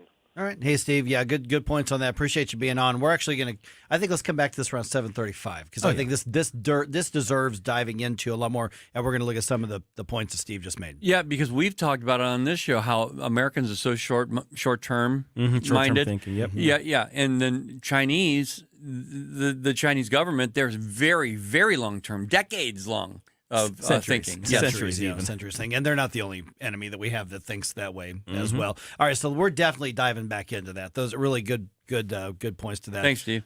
Starting next week, I think people really focusing a lot on Christmas. And so obviously, as we all know, Morgan Freeman's a very good friend of the show. As we know. Oh, yeah. Buddies. Yeah, clearly. Just buddies. Love him. He told us about a really special Christmas memory that he had. Christmas Eve, 1945. Times were so tight we couldn't afford a tree. But that wasn't going to stop my daddy. So he packed us up and moved us to a snowy forest. Well, I lost 2 toes to frostbite that night, and a coyote ran off with my grandma. But it was worth it for that tree. Well, after all, I got more toes. And besides, Grandma kind of smelled funky. Happy holidays. Just gives you the Yuletide. It's a heartwarming, heartwarming story. That uplifting music behind it made the difference for me. Yeah. By the president. Besides, oh my goodness, you got more toes. That's right. You got more toes. And Grandma, she kind of smelled funky. Oh my goodness, I'm hoping to get more Christmas memories. Yes, please. And I want to let everybody know, as we get into, for instance, next week in particular, as we kind of off ramp into Christmas itself, man, I want to hear your Christmas memories, and I want to hear your stories, because I talk about like what's a memory that really comes jumps out at you. And remember last year we were recording all of this for our Christmas special that we had, and the memory that I had was, just like that popped right out. And that was when my mom's parents were with us on Christmas Day when I was a little kid back in probably the late 70s, and we surprised them with my dad's parents showing up to join us, and we didn't tell them, and watching my grandma on my mom's side just lose her mind. She was so happy to see my dad's folks. That was to this day one of the biggest memories that I have of Christmas. I love that stuff. Yeah. All right, just ahead here, St. Louis hires a new police chief. What are his chances of success? What is he going to need to do and be, and what is he going to need to get from the city to be successful? That's at 7:05. The Rob Carter Show. AOC is supposed to be one of those progressives that is against war and for the environment. Yet she continues to sign bills that sends billions and billions of dollars over to Ukraine that nobody can follow where that money's going. All we know is that our interest rates are going up. Inflation is through the roof. They brought down the gas prices for the election, which they do every election season if you haven't been paying attention. The Rob Carter Show. Sundays at 5 on NewstalkSTL. Brought to you by Elite Printing and Packaging. In times of economic uncertainty and chaos, your money means nothing. You may not even be able to get it from your bank or ATM. And the money you do have in the stock market will go down and down. What you can bank on is gold and silver. Gold and silver have been a reliable and trusted form of currency for thousands of years. Gold and silver have never been worth zero, and typically gold holds its value during economic turmoil. Call the Gold Hotline now and learn how to protect your money and your assets with gold and silver. And learn how to set up a new IRA or roll over your current one into a gold-backed IRA. Protect your money from the next market crash with gold and silver. Call now for your free gold guide. 800-281-4224. 800-281-4224. 800-281-4224. That's 800-281-4224. KLGY HD3 Clayton, K270BW Bellefonte, KNBS Bowling Green. This is News Talk STL at 1019, 94.1, and always streaming at NewstalkSTL.com. News this hour from townhall.com. I'm Rich Thomason. Where and how did COVID-19 get its start? Republican members of the House Intelligence Committee say they have evidence the virus may be linked to Communist China's bioweapons research program. More than two-thirds of Americans questioned for a new poll say they'd like to see Dr. Anthony Fauci testify under oath before Congress. The latest Rasmussen Report's national telephone and online survey finds that 68% of likely U.S. voters think it's likely that the COVID-19 virus originated in a Chinese laboratory, including 48% who say it's very likely.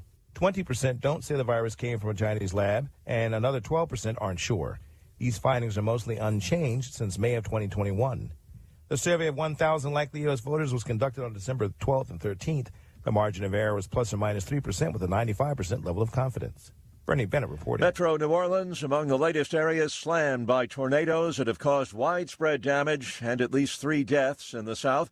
Storm chaser Michael Vinther witnessed the twister that killed a young boy and his mother in Caddo Parish, Louisiana. The tornado was lofting debris. I could see like parts of looked like tin roofing material, and then once driving back to continue following the storm, our routes were actually blocked. There was a roof covering one of the highways, and then a lot of mobile homes. There were several mobile homes that were completely destroyed. Parts of Florida and Georgia could be raked by twisters today. Elsewhere, big winter storm bearing down on the northeast, with forecasters predicting quite a bit of ice and snow for interior areas away from the coast.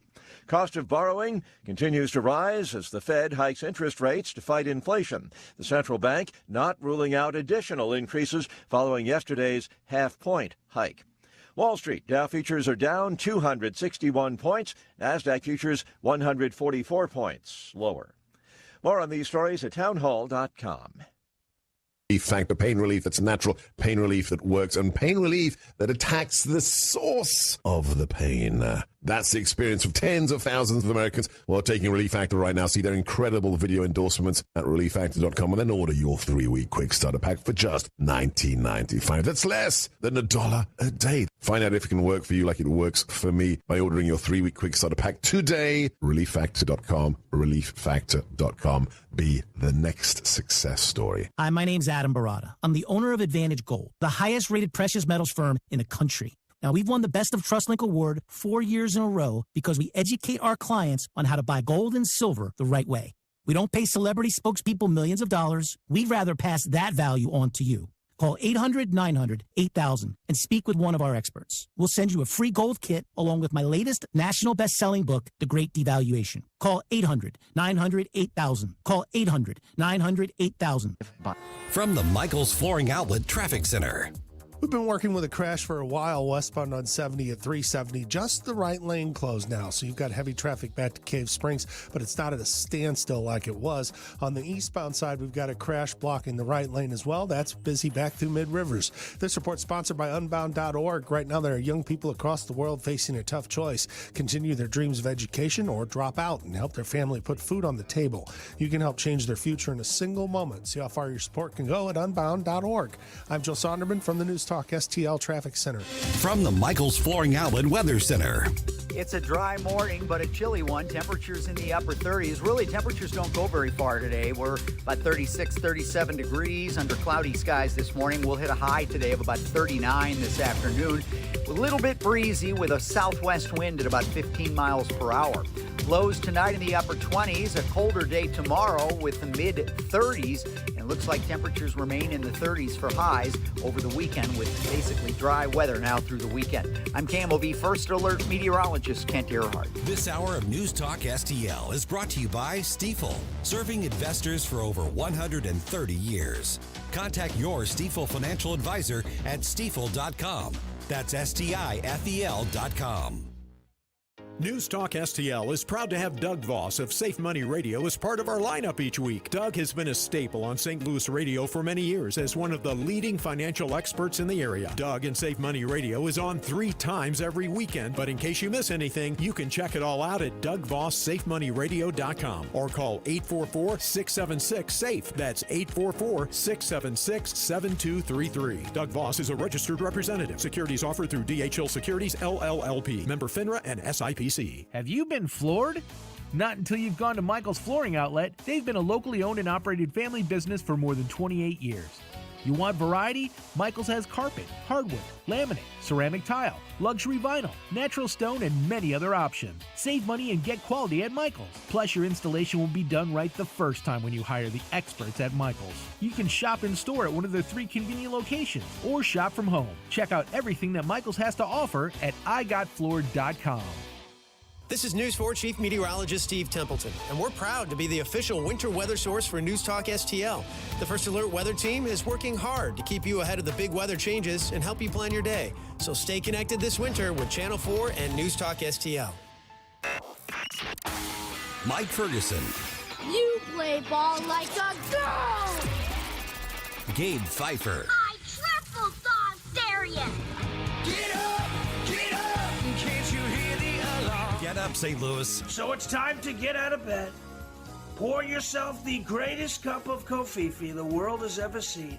Rise up with one voice, drain the swamp, and take back our country. Today's the day we're going to do it, and it's time to do it right now, believe me. Mike Ferguson in the morning on News Talk STL.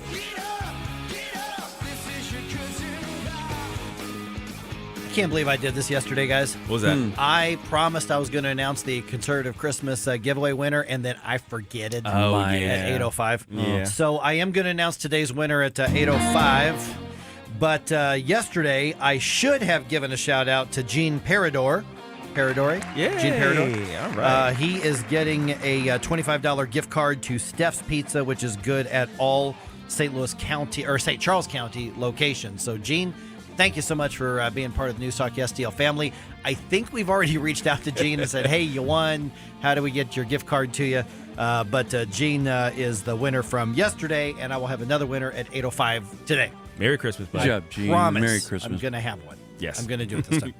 All right, I'm Mike Ferguson. It is 7:07. I got Gabe here, got Ken here. All right, here's what's ahead here. Washington shenanigans.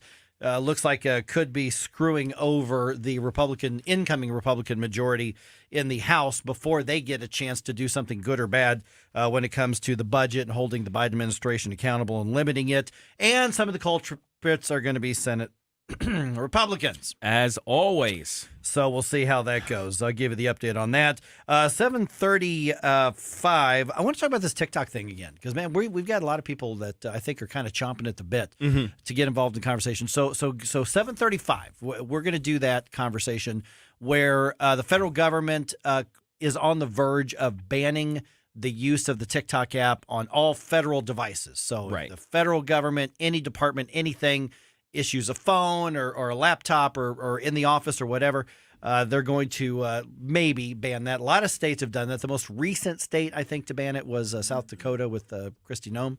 Many others have done it. But there's also a push to try to ban the app from being used in the United States. Mm-hmm. So your college kid, how on earth are they going to know what the trending dance is or which song to lip sync to for 20 seconds? Yeah, Right. I have people who work for the state here, and they limit them from putting certain things on the computers and all that. But that's not necessarily on their phone. Mhm. That's a whole bit different deal. And I'm just wondering if what you guys and we'll talk about it, but what your guys' thoughts are on your personal items, even if you work for the government. Yeah, that's an interesting question as well, because Gabe brought up an aspect of it that I hadn't thought of because of, the jobs that you have. But yeah, the push, though, the underlying push is don't allow that social media platform in the United States at all. Yes. The libertarian in me has a little bit of creepy crawlies when I hear something like that. It should make you feel creepy crawly, I think. Yeah, so 7:35, we'll talk about that. All right, the big news in St. Louis, obviously, is that a new police chief has been picked. His name is Robert Tracy. He's coming to St. Louis from Wilmington, Delaware. I should have looked this up a little bit ago. Gabe, would you mind looking up what's the population of Wilmington, Delaware? All right, let me check that now, I know that Wilmington is not as big as St. Louis City. But he does have a lot of experience in the New York City Police Department, the Chicago Police Department, before being in Wilmington. I think it was for the last 6 years or so as chief.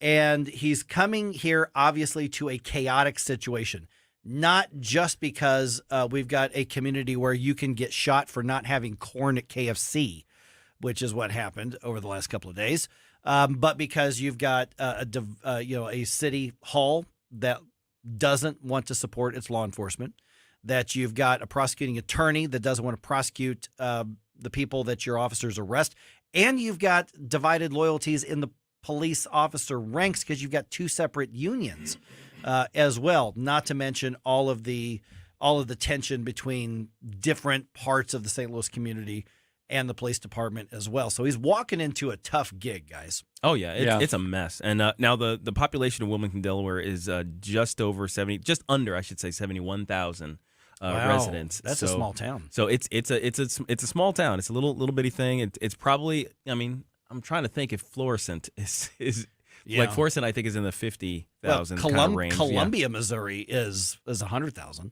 Yeah, exactly. I mean, that's so you got a town smaller than Columbia. Yep. For that. That's interesting. But again, he's been in New York City. He's been in Chicago. Wilmington did have a per capita pretty high murder rate, I was reading this morning when he got there, which is much, much lower. So there has been a turnaround there, but that's on a small scale. You're talking about a town that is about a quarter of the percent, because St. Louis is about 290,000 now. I would consider that a positive because he has the experience from Chicago and New York. Those are very big cities. Yeah. But then he also has that mindset that he, as a captain or chief, and is from a small town. He's got that small town vibe thing that he understands. You know that may be an asset. And we talked about one of his pluses, the reputation he's coming in with being one of being a relationship builder, right? So maybe that's kind of the small town aspect of it. You got to build those closer relationships with such a smaller amount of people. Okay, so obviously the relationship building is a big part of this. Sure. What's he going to need to do to be successful here? And then we'll talk about what St. Louis as a city needs to do to help him be successful. He needs support. He needs a support team. And what I'm talking about is prosecuting attorneys to work across with them and work with the other people involved, that the prosecutorial process. If he doesn't get that support, he might as well just leave. Let me be that guy. He's not going to get that. Okay. Kimberly Gardner is not going to change her approach. I mean, she essentially is an anti-police, pro-criminal prosecuting attorney. Then I think he has a choice. He can leave, or he can become a difference maker and just basically say, no, it's going to work this way. Now, and they're going to battle the rest of the time then. But the best I think he could do is deal with whatever internal issues they may have in the culture of the St. Louis police. Because every area, every organization you go into is going to have some bad habits. They're going to have some things that maybe have proliferated throughout the populace that isn't so great. I think that's the only place he's going to have any purview. He's going to have the only place he's going to have any wiggle room is to deal with any internal issues of how they conduct themselves, or the overall culture of the St. Louis police. I'm not sure if that's going to translate into anything super positive or a result that we can point to in terms of public safety because of all of the other issues. But at the very least, it would be progress. But the thing is, how do you measure that? How do you? Right. There's a lot of intangibles there. Yeah. There are. And also, I think if he doesn't work out, that's going to look really bad on the mayor and the rest of the people who are trying or who should be supporting him. Well, and here's the interesting thing on that is this is the first time in the history of the St. Louis Metropolitan Police Department that they've hired a police chief from outside of the department. I did not know until last night that every police chief in the history of the city had been promoted from within. So this is a big departure in hiring somebody from the outside in a community that, all joking aside, I mean, St. Louis likes St. Louisans. We're kind of ambivalent to everybody else. Yeah. Go ahead, Gabe. I was going to say I'm wondering what was behind the decision to hire out. You know, if there was some purpose to doing that, if there was this whole idea, it's like, well, we don't want to bring up somebody from inside because they'll have the same cultural issues that we want to get rid of. Like that's the only thing I can think of as to not only what this chief could do, but why they hired out. I know that the rank and file police department, police officers, they had their preference, and I don't really know the name, but I know that they did have a preference, that they were no longer in the running. So right, yeah, and obviously there's a big loyalty within the police department, to their own. Sure, so that's not uncommon. I mean, that's pretty common for Yeah. police officers to support one of their own.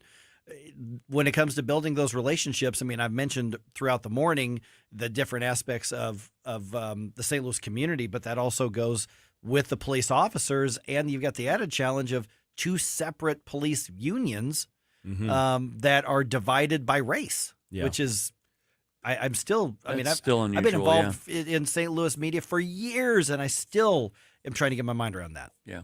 Yeah, I wonder how big that is in other cities. Like if they have similar. I mean, because having a black version of some sort of organization is kind of typical. I've seen in various places, whether it's teachers or cops or anything like that, student organizations. But how divided they are from the other group, I think, differs from place to place. How do you know? Are you aware of how divided these? Yeah, I mean, are? they're two separate unions. Well, yes, I mean but that's the difference. Is it's not the equivalent of a caucus within a union. Okay. I mean, they gotcha. are two separate organizations with different president and different charters and different everything. Right. It's a big job for the guy coming in. Yeah. All we can do is hope that he's really successful and he gets what he needs. City Hall's not real big on back in the blue in St. Louis City. So they're probably all going to say the right things for the next week or so. But then it gets down to supporting him and getting him what he needs and for his resources. That remains to be seen.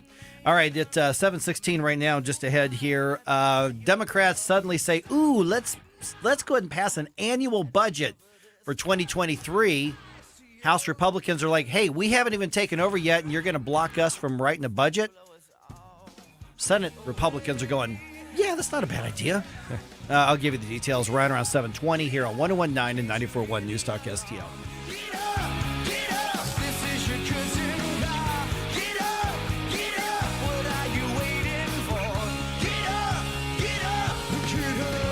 Get up, St. Louis. It's Mike Ferguson in the morning. Made in St. Louis for St. Louis.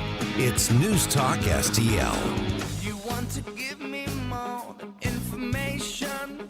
From the Michaels Flooring Outlet Traffic Center. We're all clear on 70 at 370 both directions where we had some earlier issues, but now we've got a rollover. 70 westbound past Zumbel. Left lane is closed. Not a huge delay, but eastbound's going to slow for a look. And then 70 westbound past Cave Springs. Look out for a truck stuck out there in the left lane with his hood up.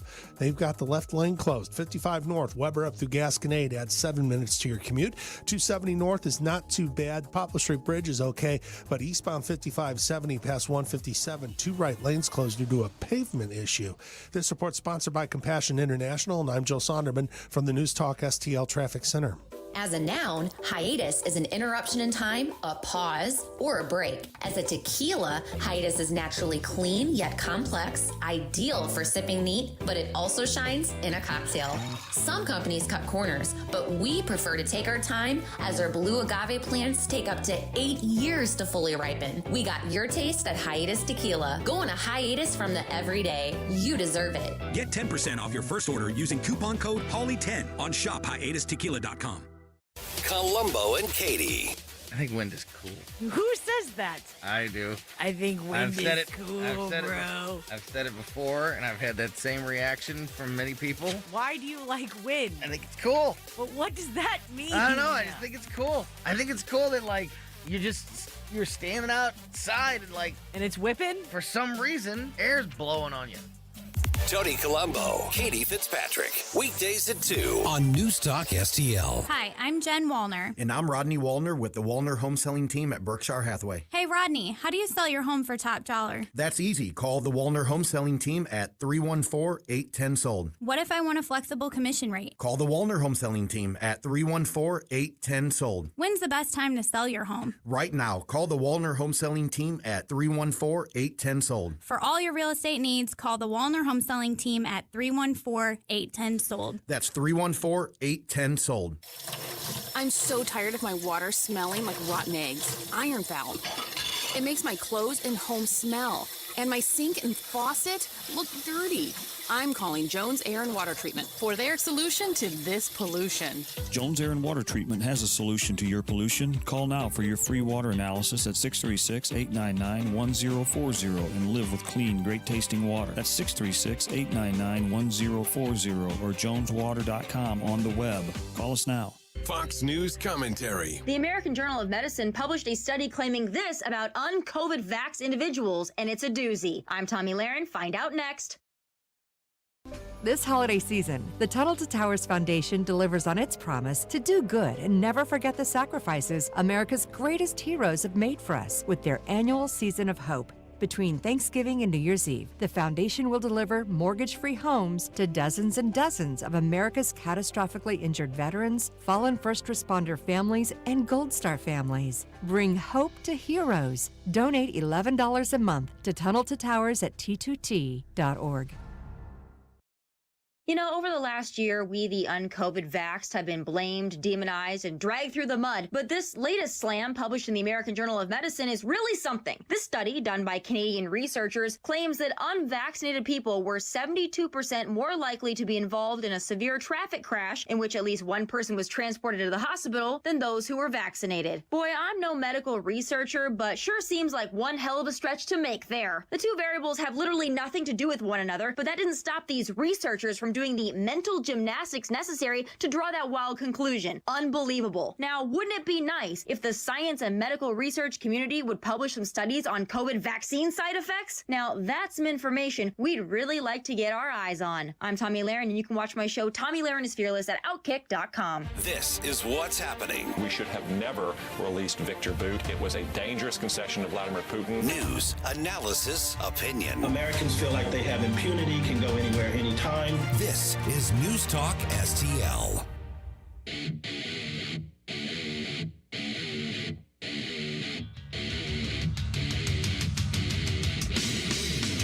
Talk lines are open now at 314-912-1019. Get up.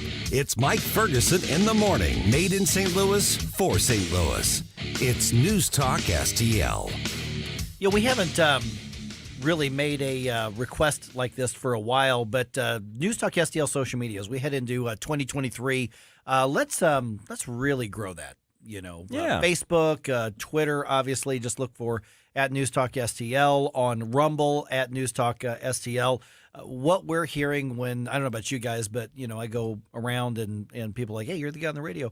One of the things I hear a lot is, man, you guys are saying what I'm thinking. And it's really good to have that voice in St. Louis. So we're amplifying your voice. And so the bigger the social media presence that we have, the better it is for us to get out there and fight with you for the good fight when it comes to winning over policy and politics and culture and everything that goes with it. So yeah, if you haven't liked or subscribed or followed or whatever the platform calls for, Getter Newstalk STL, Twitter Newstalk STL, Facebook Newstalk STL, Rumble Newstalk STL. On YouTube, you can find most of the shows. Just look up the show name because YouTube's already kicked Newstalk STL, so we said Yeah. we tried to work around it, and it's sort of working.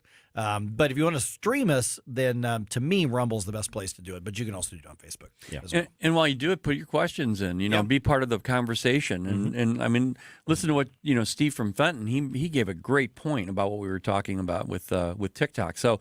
Yeah, do that while you're there. Yeah, we're going to do that conversation. We're going to come back to that right around 7:35. 7:23 right now. Gabe's here and Ken is here. All right, some Washington shenanigans are happening again. And this is the stuff that will just infuriate you. We just had this really, really hard-fought midterm elections. Did not go the Republicans' way for the most part, other than Republicans did get a narrow majority in the House. Well, why were they fighting so hard for that? Because the House writes the budget. They write the spending plan. They're the ones that have the power of the person, so that's why it's important. And what's happening now is the Democrats are suddenly saying, ooh, we do not want Republicans writing the budget because we know they're going to want to write out the IRS agent mass hiring. They're going to want to defund some of the Green New Deal aspects of this. And so let's go ahead and pass a budget and spending plan for the next year. It's such a blatant political power grab because what happens is they essentially usurp a year's worth of the incoming Congress's tenure. Yeah. Right? That's exactly what happens. And so in the House, the Republicans are saying, all right, let's do another couple of weeks, maybe a month or two. Let's buy some more time. But the House has approved a week-long spending bill in hopes of getting a chance to hammer out a little longer bill, but not too long. Fox News' Sean Langell has the update. By a vote of 224 to 201, the House of Representatives has approved a stopgap spending bill to avert a government shutdown for the next 9 days. All Democrats voted for the measure, along with support from 9 Republicans. Full passage would give lawmakers until next Friday, December 23rd, to craft and pass a long-term spending bill. While Democrats say the larger bill will include priorities all sides can agree on, not all Republicans agree, with Louisiana Republican John Kennedy telling Fox, "They've got to prove to me we can get a better deal doing it this way than waiting on the House majority." The Senate will take up the shorter funding bill today. In Washington, Sean Langell, Fox News. Mitch McConnell is one of those who's totally on board with let's just do an annual $1 trillion plus spending plan, which will take the Republican majority out of that equation for 2023. And then they're just going to start arguing about 2024 and then doing their investigations. And it is infuriating that we've got sellouts that just don't read the room, at least of the voters. It's an absolute betrayal. I mean, what else can you call it? Because the thing is, we put you in office. We gave you control for a reason. We want you to get your priorities done. We want our priorities done, as our representatives. And what you're saying is, well, we'll pass the first, year of all of that to the Democrats. Allow whatever stench that they put into this thing to get on us. So then come around to the next election cycle. Now we have to deal with that. Yeah. Why? Why would you do it even politically? Let's put away the ideological aspects of it, where you're not actually getting the priorities done that we sent you to accomplish as conservatives. But why would you give away? Why would you take someone else's actions as part of your representation from a political standpoint? Because the way the electorate is going to see it is, you're in charge now, and this is the thing that we're working under. So you're letting the old regime make your first year's reputation.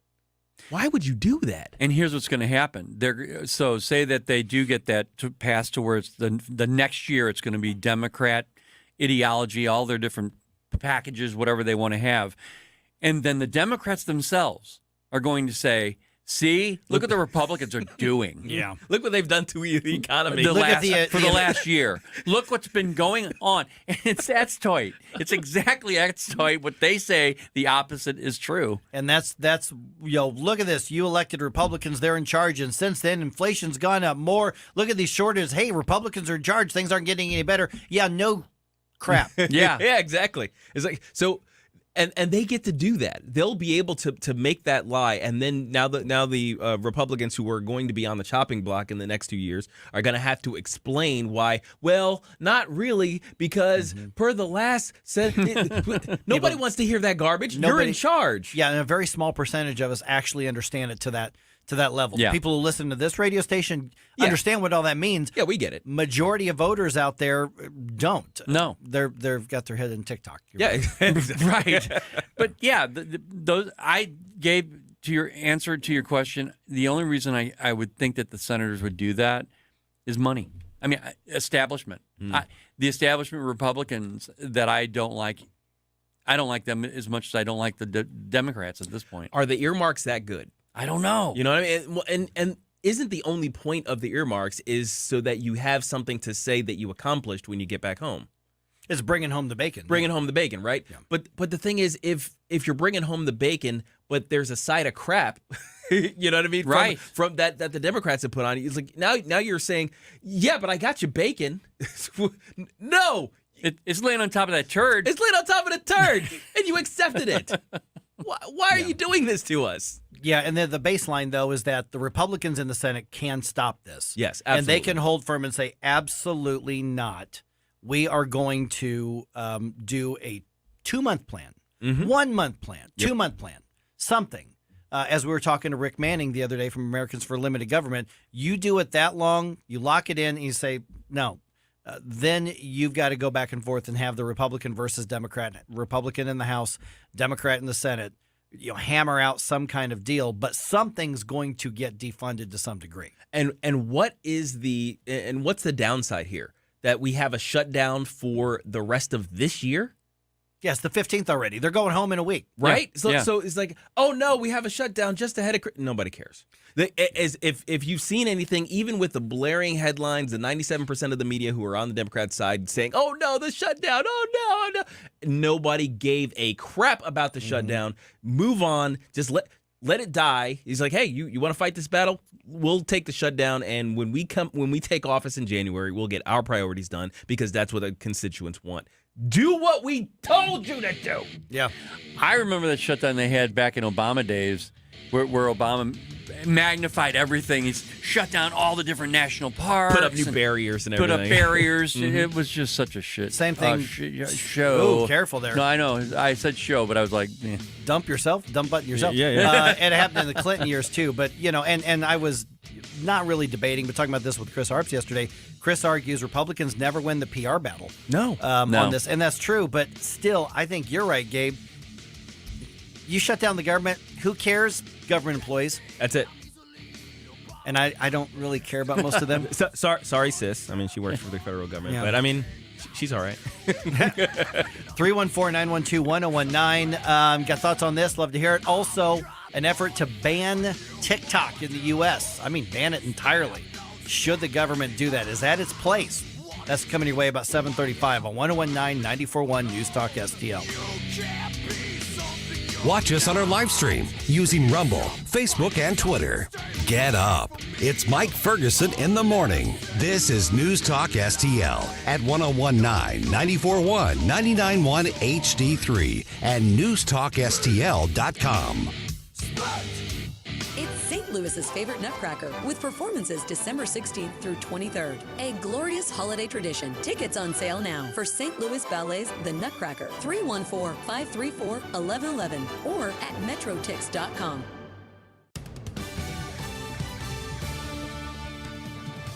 From the News Talk STL newsroom, I'm Joey Vasevich.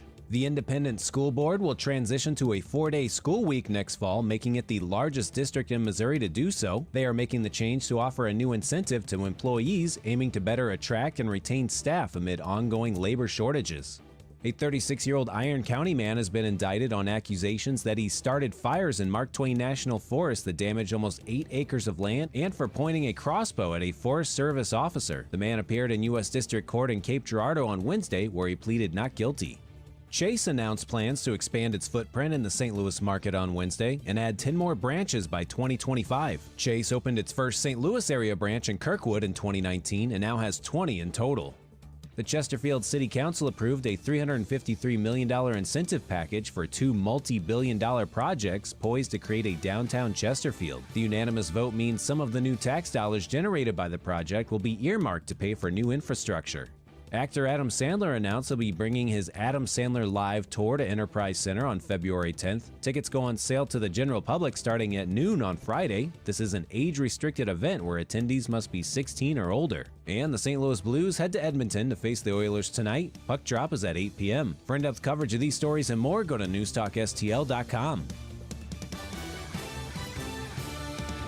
From the Michaels Flooring Outlet Traffic Center. Few issues for you this morning. 64 westbound, I'm picking up a delay. Buncombe Road to 157. Add 4 minutes. No word on what we've got there. 5570 eastbound past 157. There's a pavement issue. They've got the 2 right lanes closed. 70 westbound past Zumbel, a bit of a backup. That's an overturned vehicle. The tow truck's on the scene. 2 left lanes closed, but it should be cleared momentarily. 70 westbound after Cave Springs. Watch out for a stalled tractor trailer. He's in the left lane. This report sponsored by Unbound.org. There are young people across the world facing a tough choice, continuing their dream of education or dropping out to help their family put food on the table. You can change their future in a single moment. See how far your support can go at Unbound.org. I'm Joe Sonderman from the News Talk STL Traffic Center. From the Michaels Flooring Outlet Weather Center. It's a dry morning, but a chilly one. Temperatures in the upper 30s. Really, temperatures don't go very far today. We're about 36, 37 degrees under cloudy skies this morning. We'll hit a high today of about 39 this afternoon. A little bit breezy with a southwest wind at about 15 miles per hour. Lows tonight in the upper 20s. A colder day tomorrow with the mid-30s. And it looks like temperatures remain in the 30s for highs over the weekend with basically dry weather now through the weekend. I'm KMOV First Alert meteorologist Kent Earhart. What if everything you thought and believed to be true about owning and buying your home turned out to be wrong? Straightforward, objective advice on the right way to make the most out of every dollar you put into your home. We're the only country that has one of those. Most other countries, considering like Canada, the UK, they don't have long-term fixed-rate mortgages like that. They're all variable-rate mortgages. HomeWise with Michael Midget, Sunday mornings at 9 on News Talk STL. What's the best product I bought this year? Oh, that's easy. Salonpas pain-relieving patches. The proven medicines in Salonpas patches reduce my pain and let me do the things I need to do every day. In a recent clinical study, patients using Salonpas reported improved sleep, mood, and the ability to work. They had less pain and were able to reduce their use of oral pain medications. For pain, I use Salonpas. It's good medicine. My dad has a cold, but also has high blood pressure. That's why I got him Vicks NyQuil High Blood Pressure for fast, powerful nighttime relief. Unlike some ordinary cold medicines, it's specially formulated for people like my dad. NyQuil High Blood Pressure is sugar-free, alcohol-free, and decongestant-free. Vicks NyQuil High Blood Pressure. The nighttime sniffling, sneezing, coughing, aching, fever, sore throat, cold, and flu for people with high blood pressure. Like my dad. Medicine. Use as directed. St. Louis's new choice for conservative talk. We need change in our country right now. Live and local. They clubbed us over the head for 2 years. Yep. You want corruption? This is how we get corruption. This is News Talk STL.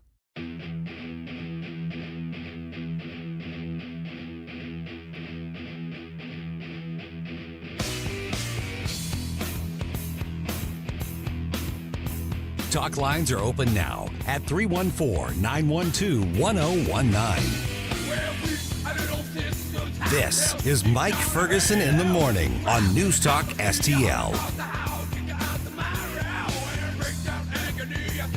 Let's, just for the hypothetical part of this, then we'll get into the specifics, say that there is something that pretty much there's a consensus, this is bad.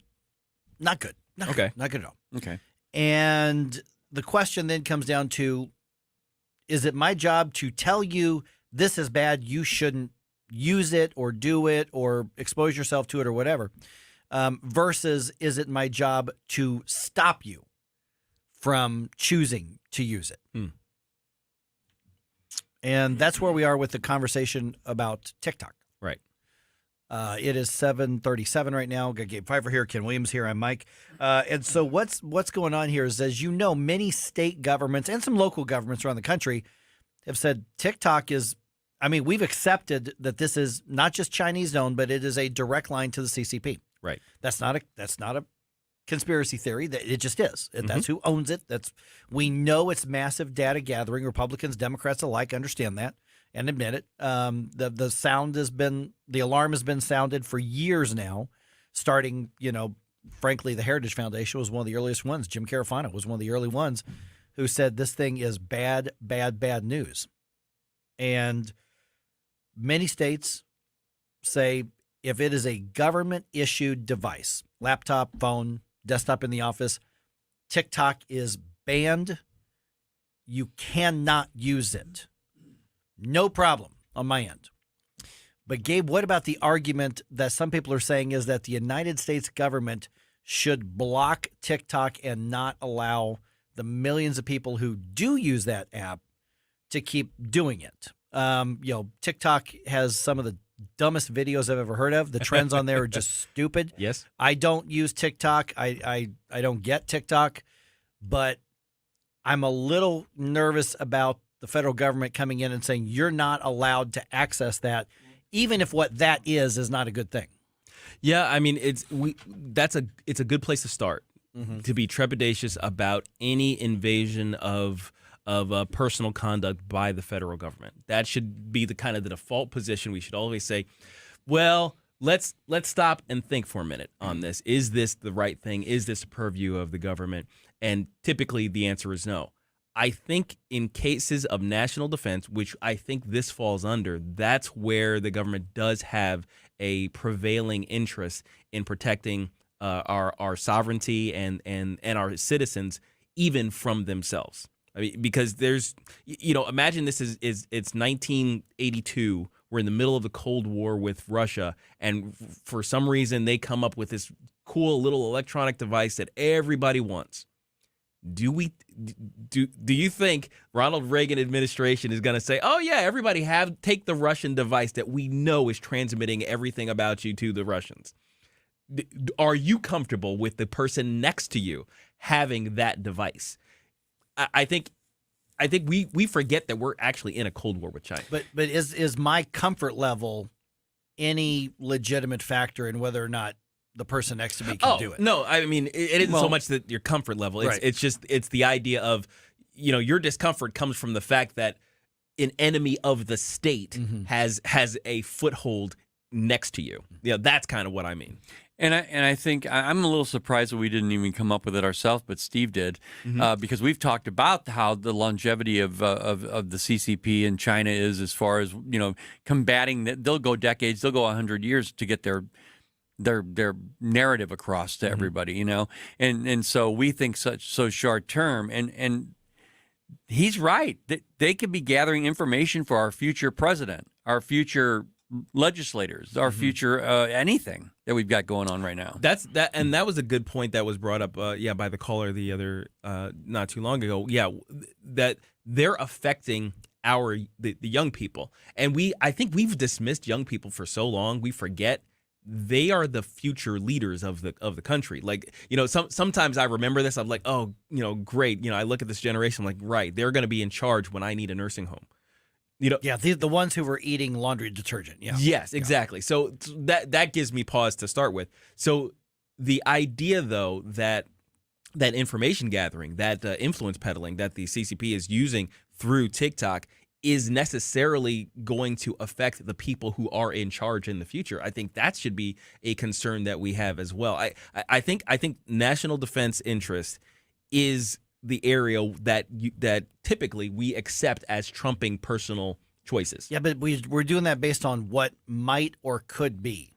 I'm basing it more on the association with an enemy. So the thing is, if the CCP came up with a new brand of chocolate, I'm not importing that. I'm banning their ability to send it. If the CCP came up with a new a brand of T-shirt, you can't sell those here. Maybe that's me because I regard them as an actual enemy of the state. I do too. Think, and I think we underestimate how deep the Cold War with them needs to be fought. So maybe that's just me, but I don't like TikTok at all. No, it's not just you. It's me too. I totally agree with that. I don't have TikTok. I've never had any interest in it. Sure, no. Like I said, my concern. Well, I mean the TikTok data collection. Yes, absolutely.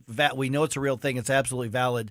But I still worry about the precedent and the role of the government telling us what we're allowed to access and what we're not allowed to access. That's my worry. Not so much just about TikTok right now, but what's next is going to be declared a threat to national security. What's going to be considered a threat to society? What else, down the road are we going to use this as precedent to ban or to limit access to? I totally get that, Mike, but I kind of equate it to an open border.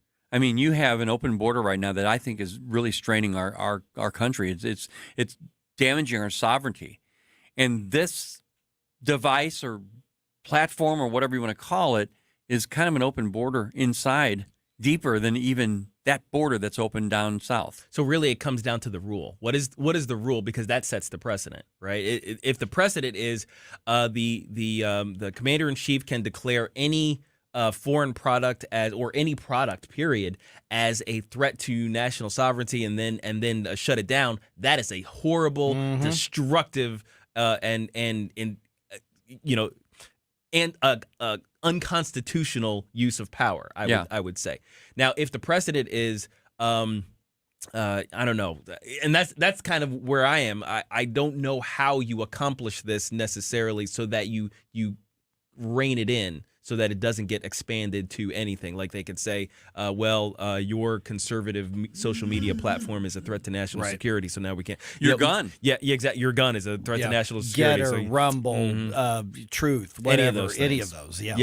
That's what I worry about. Yeah, you don't want to open that door for sure. Right. So it really depends on how it's done. Who we got here, Ken? We got Mike. Mike. Hey, Mike, you're on News Talk STL. Look, what it really is, the government has been restricting us from doing a lot. I don't have a cell phone, so I don't care about TikTok, but I do care about the information that is sent over that device or the device that you use to gain access to it. You cannot go into a theater and yell fire. You will hurt a lot of people over panic. So the government says you cannot do that. If you do that, you can go to jail. So I don't have a problem with them restricting it. And Gabe, I just wanted to let you know, you don't want to eat the chocolate made by the by the CCP. Don't buy their TVs. No. Right. In the chocolate they have cobalt blue, don't they? Right. There's a lot of things that I believe that the CCP is doing to us right now covertly, and I don't know how we get out of it other than just banning them or anything that comes from them to stop them from their interference in our country. I don't know any other way to do that. Yeah, that's true. Right. Hey, Mike, appreciate you being part of News Talk STL. All right, 314-912-1019. Speaking of the border, I've got some interesting developments on the border. A couple states taking their own action. Guess how the Biden administration's reacting? Well, I'm going to tell you in 4 minutes. Okay. Right here on 101.9 and 94.1 News Talk STL. For podcast articles and more, find us on NewstalkSTL.com. Get up, St. Louis. It's Mike Ferguson in the morning. Made in St. Louis for St. Louis. It's News Talk STL.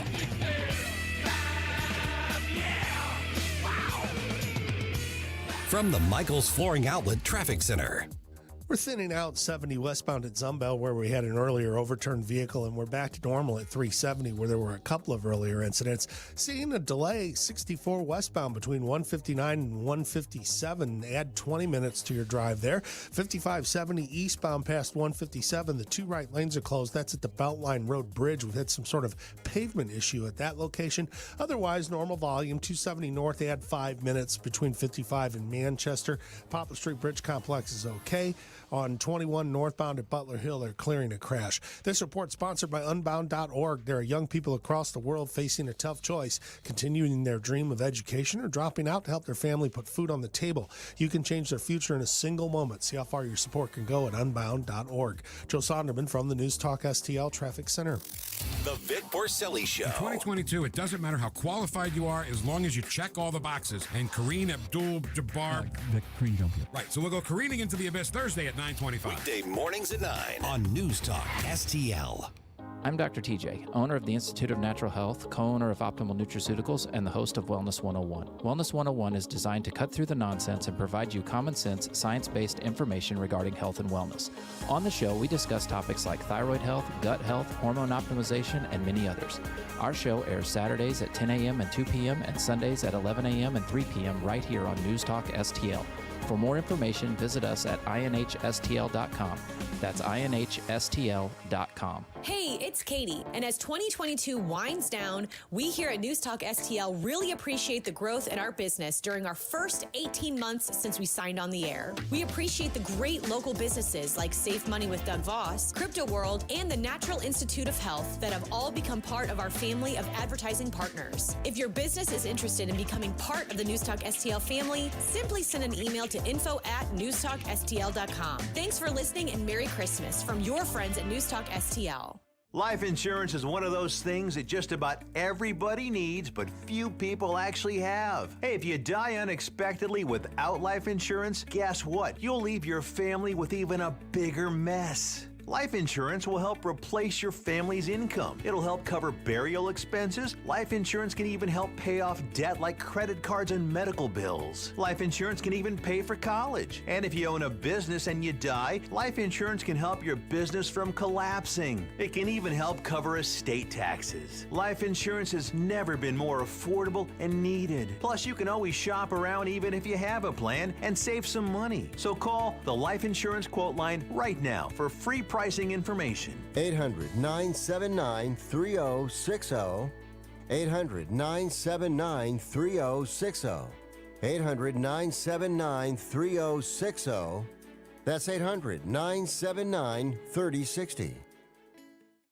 This is News Talk STL. News, analysis, and opinion from the voices you know and trust. News Talk STL at 1019, 94.1, and newstalkstl.com.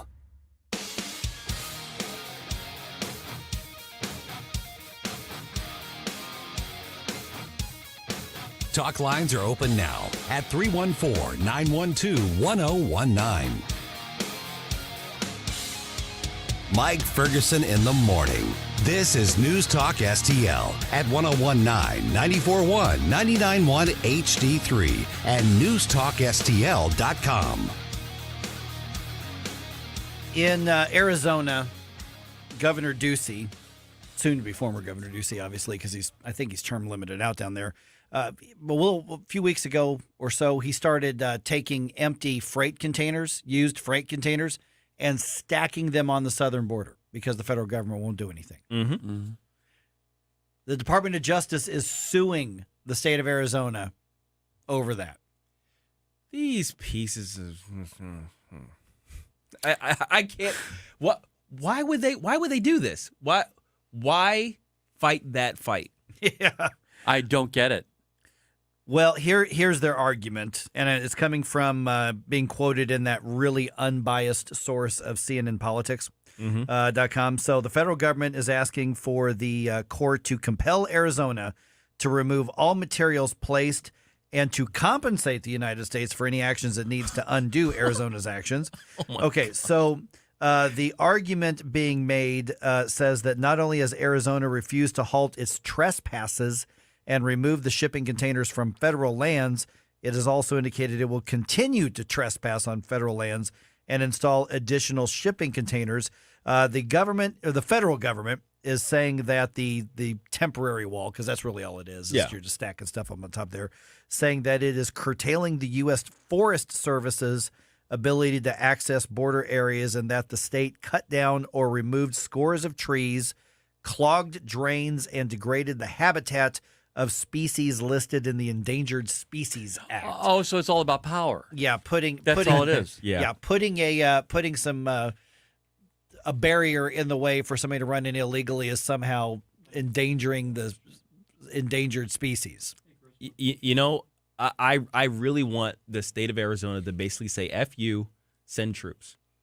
You know what I mean? Mm-hmm. It's like if you want to enforce this garbage, if you want to try and take money, go ahead. Like I want one of these states to have the cojones to basically call the federal government's bluff on this. Well, Arizona won't, because come January, Katie Hobbs is the governor. Oh yeah. In Texas, Greg Abbott has announced this week, or was it this week? Yeah, this week, that they're just going to keep. They're going to kind of pick up where the wall was left off, and they're like, okay, federal government ain't going to build it. We can assemble stuff. We've been to IKEA. It's our wall. We'll start building it. It's the kind of crap like this that the federal government does that makes people say, you know what, we need to get rid of this government. And I mean, get rid of this government. This is the kind of stuff where they keep pushing and pushing and causing the problem that we're having with separation, division in this country. When somebody's, and I'm not saying that the shipping container solves the problem. Oh, sure. I mean, it's temporary. It's kind of a slapdash, but it's something. But it's a point being made, and at the very least, it's forcing the illegals to go somewhere else. And Texas says, we'll just keep building the wall ourselves. Well, the federal government's, haven't seen a legal action from them, but they've made it very clear they're not very happy with that. They said, no, this is our territory, but you're not doing anything. And so Texas Governor Greg Abbott announced a couple weeks ago that he's, basically invoking an emergency clause that he says gives him the constitutional authority to do this down there. I don't know. We'll see how it goes. But the federal government's reaction to states saying we are being overrun because of your policies, we're going to do something about it. And Uncle Sam's response so far is, no, you're not. No, you're not. You're not going to do it. It reminds me of a situation in a neighborhood, like it was a suburban neighborhood, where they were having troubles with speeders, and a kid had died. There were all kinds of other problems going on, and their request to the government was put up a speed bump, put on a speed bump, or sit a cop out here to slow all these cars down. The government never responded, so a guy took it upon himself to install his own speed bump, and then the city sued him about it. Yeah. See, it's that kind of thing where the federal government. Why? I mean, any level of government. It's about the act of the federal government saying, "Look, we don't want to protect this country as much as you want to." I mean, that's what it's saying, and we don't want you to do it either. Right. That's the worst. That's the worst aspect of it too. It's kind of it's horrific, really. Sorry. Yeah, I mean, couple aspects of this. First of all, the Forest Service. A lot of forest out there in Arizona, are there? Secondly, yeah, I didn't know there were. When so many trees. When they're arguing and saying that part of this is because of Endangered Species Act animals. Now we all know I like animals. Yeah, we like the critters. I like the critters. Oh yeah. But you're prioritizing that, assuming they're telling the truth at all. You're prioritizing that over the safety, the security, and the stability of the United States and the people who live here. Now, I don't want you going out and killing endangered species either.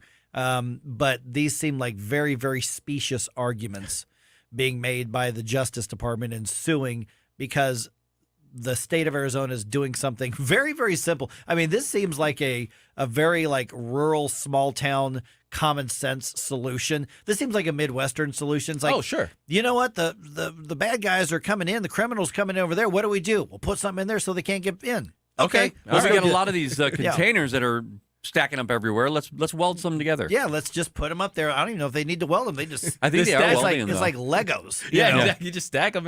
They're not moving them. No. They're not pushing their way in. Exactly, not squeezing through. That is very much a good old boy sort of. It's like right. Well, put something in their way. Yeah.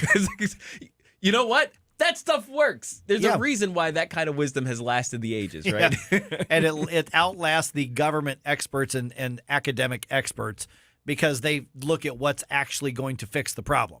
You make a good point, though, the comparison between the federal government's decision to protect animals and plant life over the well-being of their constituents, their citizens. And that is an absolute dereliction of duty. The Department of Forestry or whatever, and the Department of I don't know, animal protection or whatever.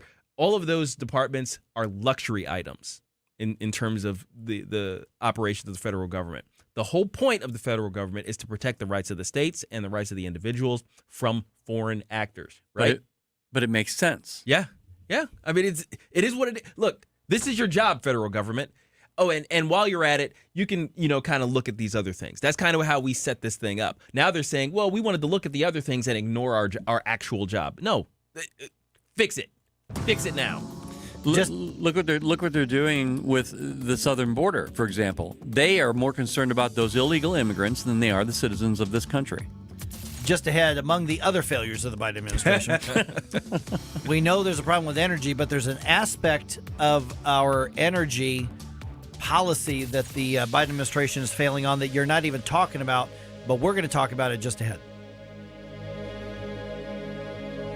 Columbo here for Agers Heating and Air Conditioning. Christine and I trust our home with Agers because at Agers, customer satisfaction is the #1 priority. And as you know, St. Louis winters are too cold and unpredictable to not be prepared for. So if your furnace isn't keeping your family warm and comfortable, don't wait and risk the problem getting worse.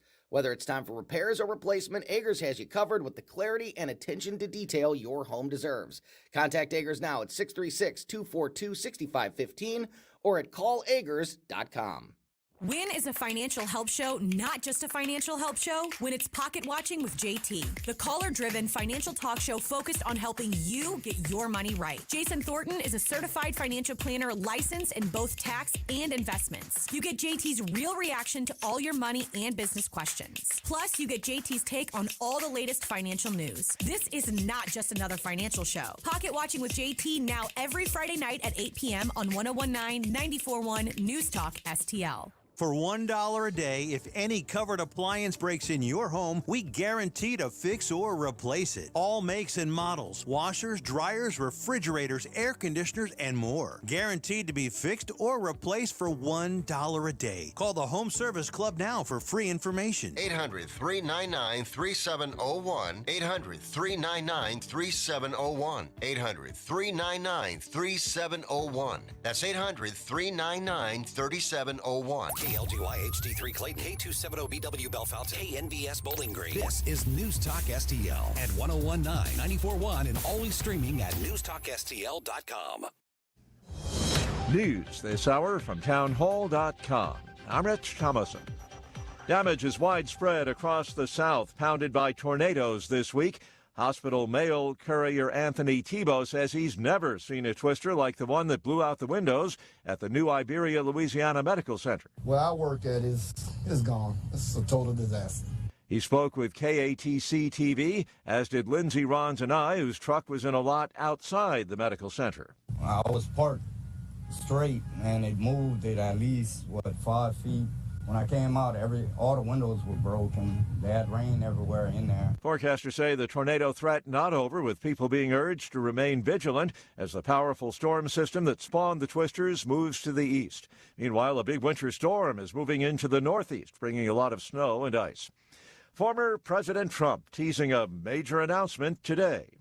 In a 15-second video on his social media platform, Trump says America needs a superhero. The clip then features a cartoon version of the former president in a Superman-type pose in front of the Trump Tower. It has sparked speculation about what he might announce, including the possibility of a running mate. Two polls released this week, one by the Wall Street Journal and one by USA Today, show Trump losing some support among Republican primary voters. Greg Clugston, Washington. Newly released economic reports. The government says retail sales slumped last month, falling 0.6% from the prior month. Unemployment applications dropped to an 11-week low last week, 211,000. Facing a Friday midnight deadline for a partial government shutdown, the Senate today to consider a stopgap spending bill. It was passed by the House yesterday. Watching Wall Street, Dow futures down 397 points. NASDAQ futures 209 points lower. More on these stories at townhall.com. My brother-in-law died suddenly, and now my sister and her kids have to sell their home. That's why I told my husband we could not put off getting life insurance any longer. An agent offered us a 10-year, $500,000 policy for nearly $50 a month. Then we called SelectQuote. SelectQuote found us identical coverage for only $19 a month, a savings of $369 a year. Whether you need a $500,000 policy or a $5 million policy, SelectQuote could save you more than 50% on term life insurance.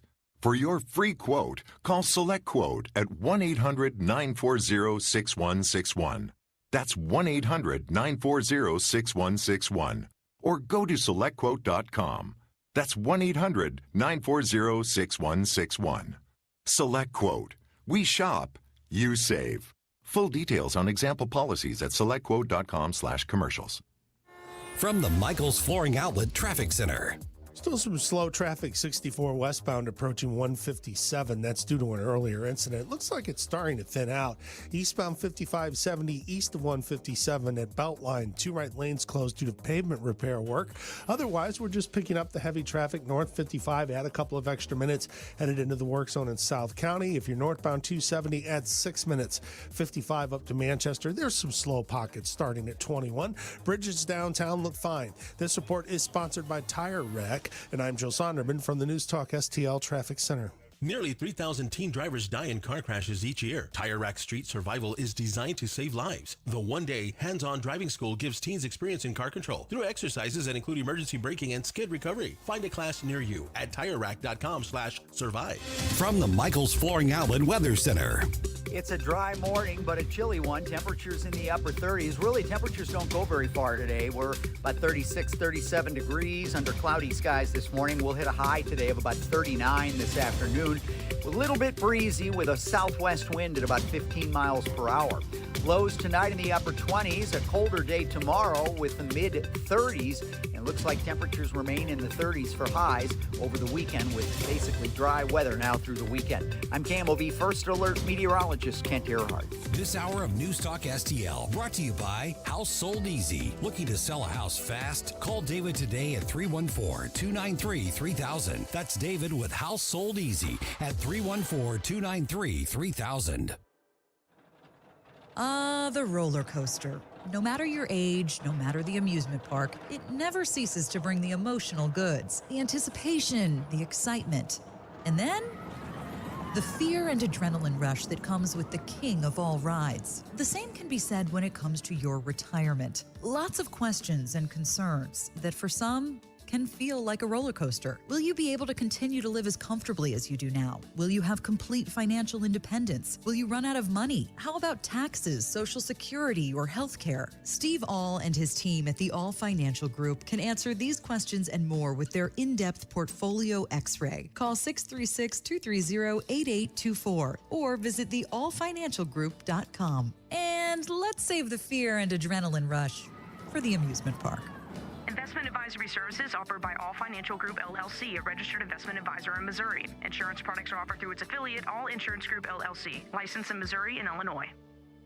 No big old corporate lib AM station telling us what to say here. Conservative talk for St. Louis. This is News Talk STL at 1019, 94.1, and always streaming at newstalkstl.com. Mike Ferguson. Just because you're offended, it doesn't mean you're right. Gabe Pfeiffer. I love Jesus. He was my superhero. Twitter is like being able to read every toilet wall in the world. Mike Ferguson in the morning on News Talk STL.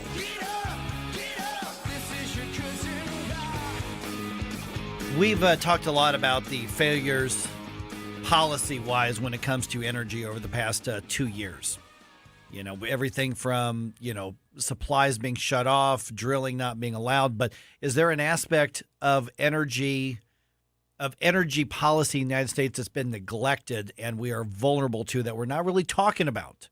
Short answer appears to be yes. I'm Mike Ferguson. Got Gabe here. Got Ken here. Appreciate you being a part of News Talk STL.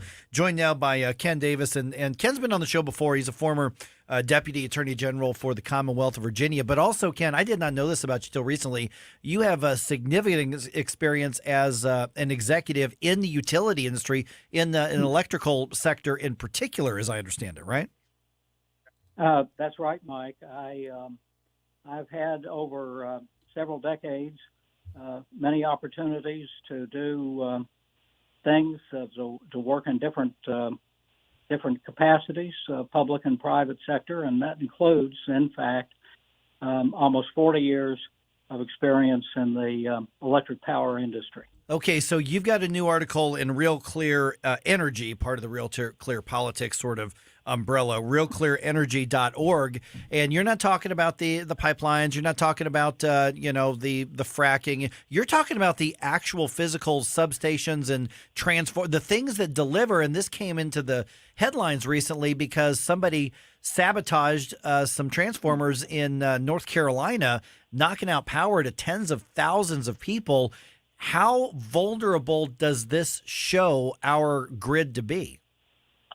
Well, the attacks, and they occurred on December 3rd, and they haven't got anybody in custody or anybody identified as a suspect even yet. But they did knock out power using gunfire to fire into the unmanned substation at the transformers, damaging them and knocking them out and requiring utility crews to replace them. And it took 4 days to find replacements somewhere in the region and truck them in and install them. Now, transformers are a critical piece of equipment. They're the devices that regulate the voltage or the electric pressure of the power as it moves out of the generating station across those large transmission lines on the big steel towers, and then down into your neighborhood on the poles and sometimes underground at lower voltages and lower pressure into your homes and businesses. So if the transformers are knocked out, it stops the flow. And that's what happened here. Person or persons unknown fired into 2 separate substations, destroying the transformers. And the fact that it took 4 days to restore power highlights the perilous state of our supplies of these critical devices. If you look all across the country, even in normal times, people trying to develop shopping centers and build a new housing development, it takes them a long time to get from the factories, and too many of these factories are overseas. It takes a long time to get the transformers shipped in. There's a little project, a little residential development project here in Richmond that's been more or less on hold because the local utility has told people it will take a year to get the transformers they need to complete the residential wiring work and power the substation. So this is something that really has not been adequately addressed by policymakers. In fact, the Biden administration, and they're not alone, but they certainly are making things even worse. They're pushing in the other direction. The obsession with green energy and the just the relentless commitment to fund and deploy remote power sources, windmills and solar farms. They are remote because you got to put them where the sun shines a lot, and you got to put them where the wind's blowing, and that requires a lot of transmission lines and a lot of transformers to hook all this stuff up. Somebody knowledgeable has estimated that if the Biden decarbonization green energy agenda is fulfilled, it will require 2 to 3 times the number of transformers currently in service. And that's, like I say, that's going in exactly the wrong direction. We should be looking at our emergency stockpiles and building them up, because this was just 2 little substations in a remote part of North Carolina, and it knocked out 45,000 people for 4 days. Some of your listeners may remember that this is a while ago, back in the late 80s, 1989, there was a solar storm that created an electromagnetic pulse. And when that hit the Earth, it knocked out transformers. The electromagnetic pulse knocked out transformers in Canada for days and days, big transformers. And it took a long time to replace those. If we had a significant solar storm, it could knock out power across the United States for months, people estimate. Now, you think about the impact on your own life and your neighbors of a power outage just in your neighborhood for, 6 hours, depending on the weather, and it can be really disruptive. If there were to be a widespread power outage created by something like a solar storm that knocked out power, say, in the northern half of the United States, northern latitudes are more vulnerable to solar storm electromagnetic pulses, and it knocked out power across the northern half of the United States for 6 months, 7 months. It is impossible to overstate the catastrophic impact that would have. And where would we get the replacements? 80% of some critical components that go into the largest transformers, the great big ones at power stations and big substations, 80% of critical components in those transformers comes from, guess where? China. And so we ought to be looking at our stockpiles, not putting further demand pressure on the available supply of transformers with a pointless pursuit of solar and wind power. I say pointless because even if the Biden green power agenda were implemented, and even if you accept their calculations and estimates about the impact of carbon dioxide on global warming, using their own studies and their own estimates, it wouldn't have any impact. It wouldn't lessen or slow global warming because of the pedal to the metal deployment of fossil fueled industrial equipment and power stations all across Asia, including China, India, Africa, and South America. Good morning, Ken. It makes no sense.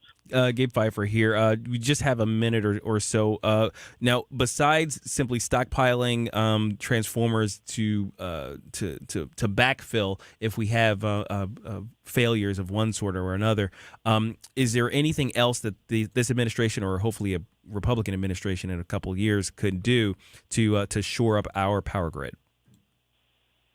Well, get off of the pointless, fraudulent green power agenda. I say fraudulent because of what I just said. You do everything, electric cars, solar farms, wind farms, and all the rest, in the name of stopping global warming. It won't, by their own studies. And so need to stop that and go back to remembering what electric power is.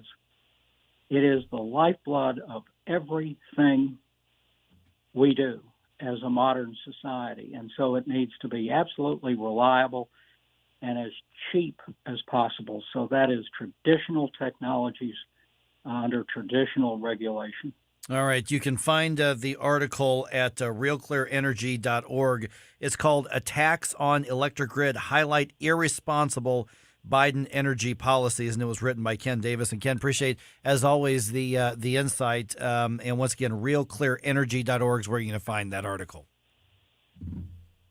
Thank you. All right. Thanks again. Once again, Ken Davis, former Deputy Attorney General for the Commonwealth of Virginia. All right, 314-912-1019. Have you guys noticed that there's a theme that China keeps coming up in the conversation? Yeah, Funny how that happens. They seem to be have their hands in everything. Yeah. All right. So we're going to get to kind of an update on some of the biggest stories of the day affecting St. Louis just ahead, along with your opinion on, well, anything you want at this point on 101.9, 94.1 News Talk STL. This is Mike Ferguson in the morning on News Talk STL. From the Michaels Flooring Outlet Traffic Center. For the first time in a while this morning, we can say we have no serious incidents or accidents. Now, there's still our share of slowdowns. 5570 eastbound at 157. Watch out for repair work. 2 right lanes are closed. 55 north, just add a couple minutes coming up towards Gasconade. 64 west, Buncombe to 157. Add 5 minutes. We had an earlier incident there. 270 northbound 44 up to Manchester, just add 4. This report sponsored by Unbound.org. Right now, there are young people across the world facing a tough choice of continuing their dreams of education or dropping out to help their family put food on the table. You can help change their future in a single moment. See how far your support can go at unbound.org. I'm Joe Sonderman from the News Talk STL Traffic Center. Since 2007, the state of Missouri and local governments have handed out almost $5 billion in tax subsidies or abatements to private developers. That money could have gone to basic services like schools and public safety. And studies show these subsidies don't produce the promised jobs and growth. If developers want to build a sports stadium or shopping mall, why should they be given our tax dollars to do it? It's time to reform economic development subsidies. The Show Me message has been brought to you by Show Me Institute and Show Me Opportunity. The Vic Borselli Show. I am a election denier because I don't think that 2020 was a free and fair election. And I get crap for that. But Stacey Abrams, the question was worded just like that. Was 2018 a free and fair election? She said no. Right. Why does she get to say it, but we don't get to say it? Because you're not a Democrat. I don't want to be one of those. No, I don't either, Vic. Vic Borselli, weekday mornings at 9 on News Talk STL. How is your car payment treating you? What if I told you you could make a free phone call right now and reduce your car payment by as much as $83 a month? Look at your car payment closely. You could be paying as high as 20% interest. Rate Genius can help you reduce your car payments by reducing your interest rate to as low as 2.48% APR. We can refinance most existing car loans or leased cars, new or used, and save you money every month. Put more money back in your pocket. The call is free to find out how low we can lower your car payment. 5 minutes of your time right now could save you hundreds of dollars a year. Call Rate Genius now. 800-764-2179. 800-764-2179. 800-764-2179. That's 800-764-2179. Not all applicants qualify for a loan or rate savings. Actual offer terms, including APR, are determined at the time of your application based on creditworthiness, value of the vehicle, loan term, and other factors. Fox News commentary. The American Journal of Medicine published a study claiming this about un-COVID vaxxed individuals, and it's a doozy. I'm Tommy Lahren. Find out next. This holiday season, the Tunnel to Towers Foundation delivers on its promise to do good and never forget the sacrifices America's greatest heroes have made for us with their annual Season of Hope. Between Thanksgiving and New Year's Eve, the foundation will deliver mortgage-free homes to dozens and dozens of America's catastrophically injured veterans, fallen first responder families, and Gold Star families. Bring hope to heroes. Donate $11 a month to Tunnel to Towers at T2T.org.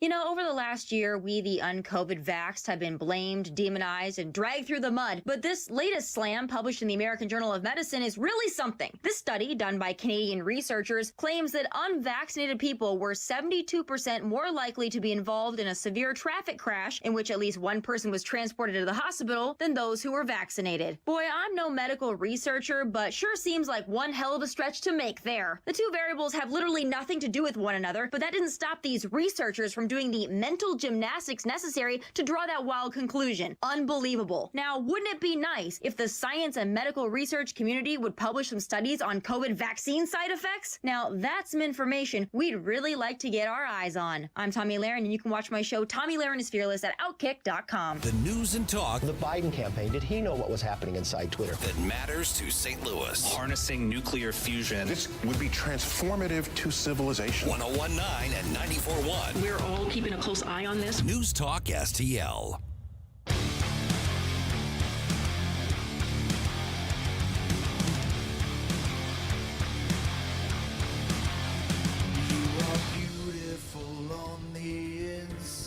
Talk lines are open now at 314-912-1019.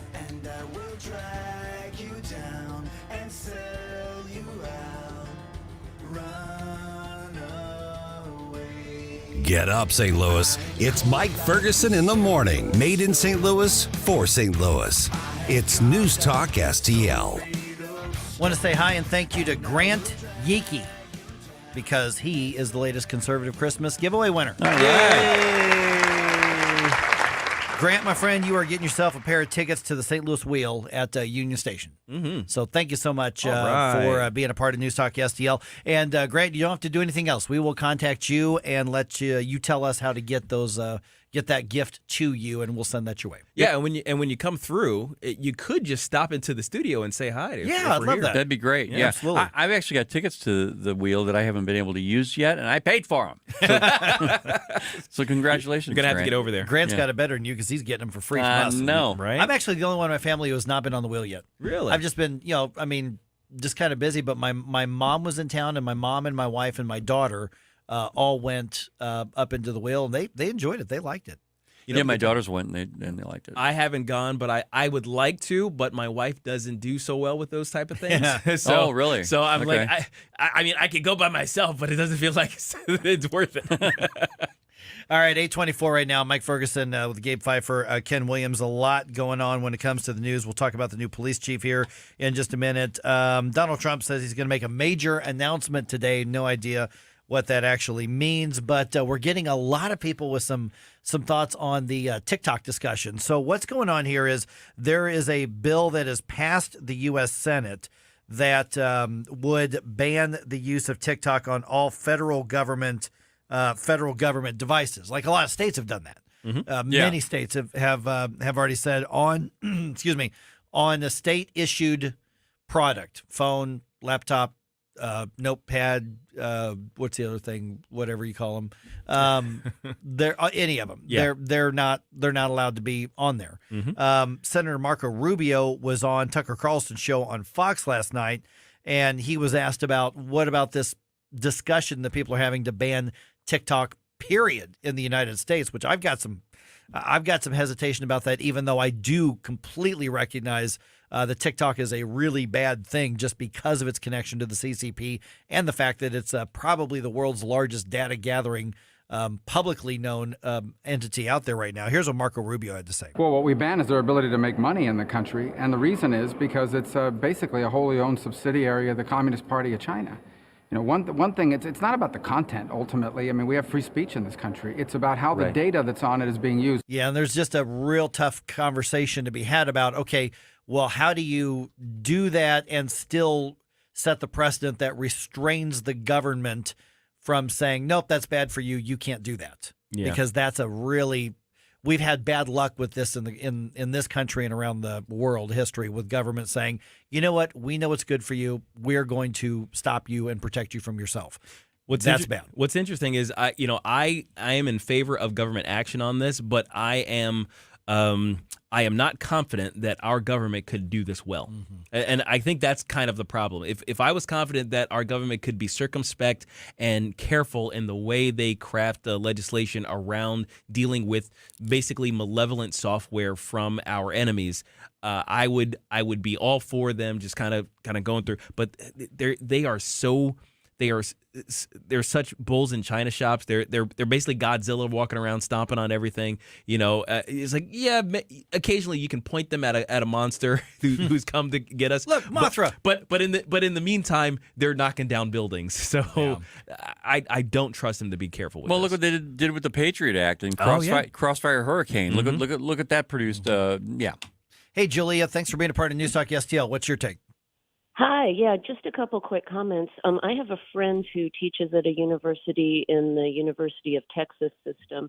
He's a communications professor, and he was told earlier this year to develop a class on TikTok because the kids were so hot for it and everything.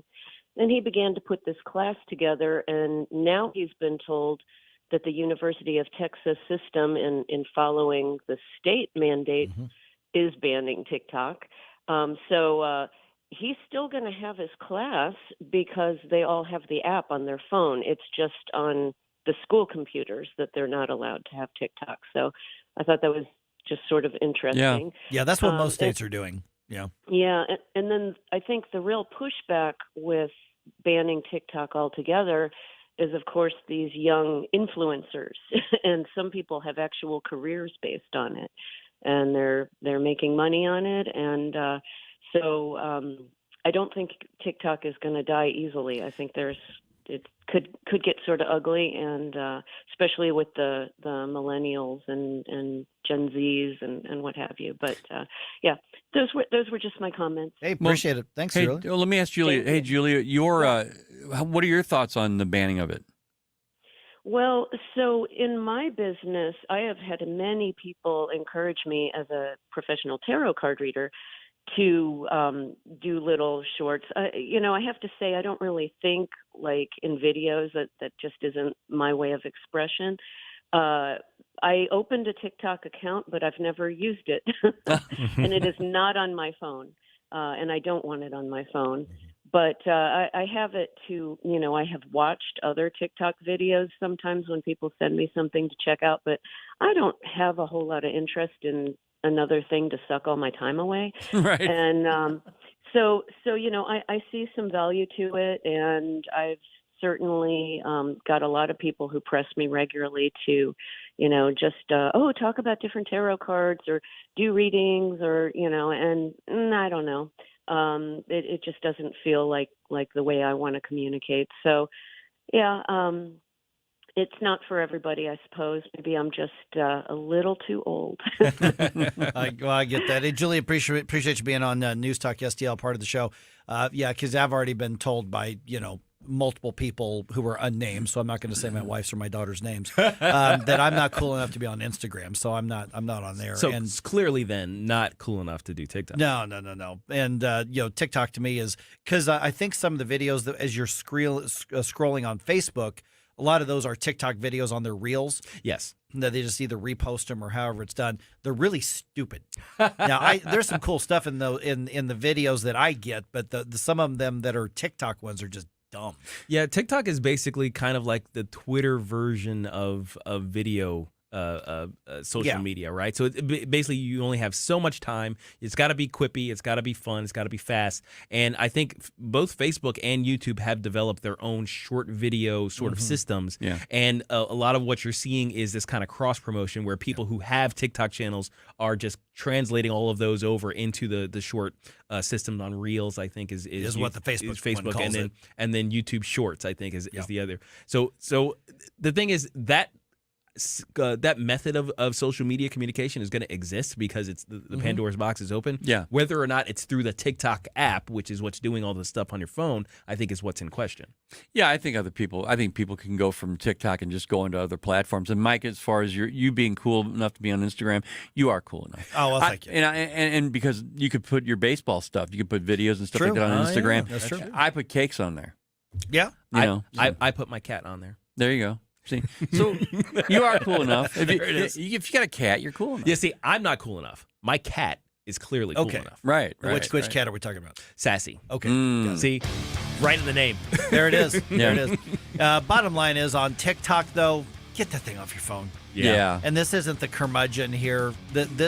We know this is tracking you. Yeah, not only that, get a new phone. That's not even controversial. It's tracking. Yeah, if you've downloaded it, there are aspects of the software that are going to be there even if you remove the software. All right, 314-912-1019. Let's go over a couple of big news stories here, including a new police chief in St. Louis City, and the Biden administration getting into fear-mongering, cold and flu season advice. We'll tell you about that just ahead here on 1019-94.1 News Talk STL.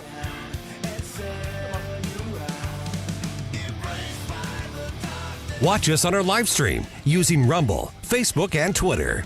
Get up, St. Louis. It's Mike Ferguson in the morning. Made in St. Louis for St. Louis. It's News Talk STL. St. Louis's new choice for conservative talk. I think they're trying to attack the American people. Live and local. Gabe, Mike, Ken, you guys are my morning cup of mental coffee. I love the show. Definitely a convert from the old one. This is News Talk STL.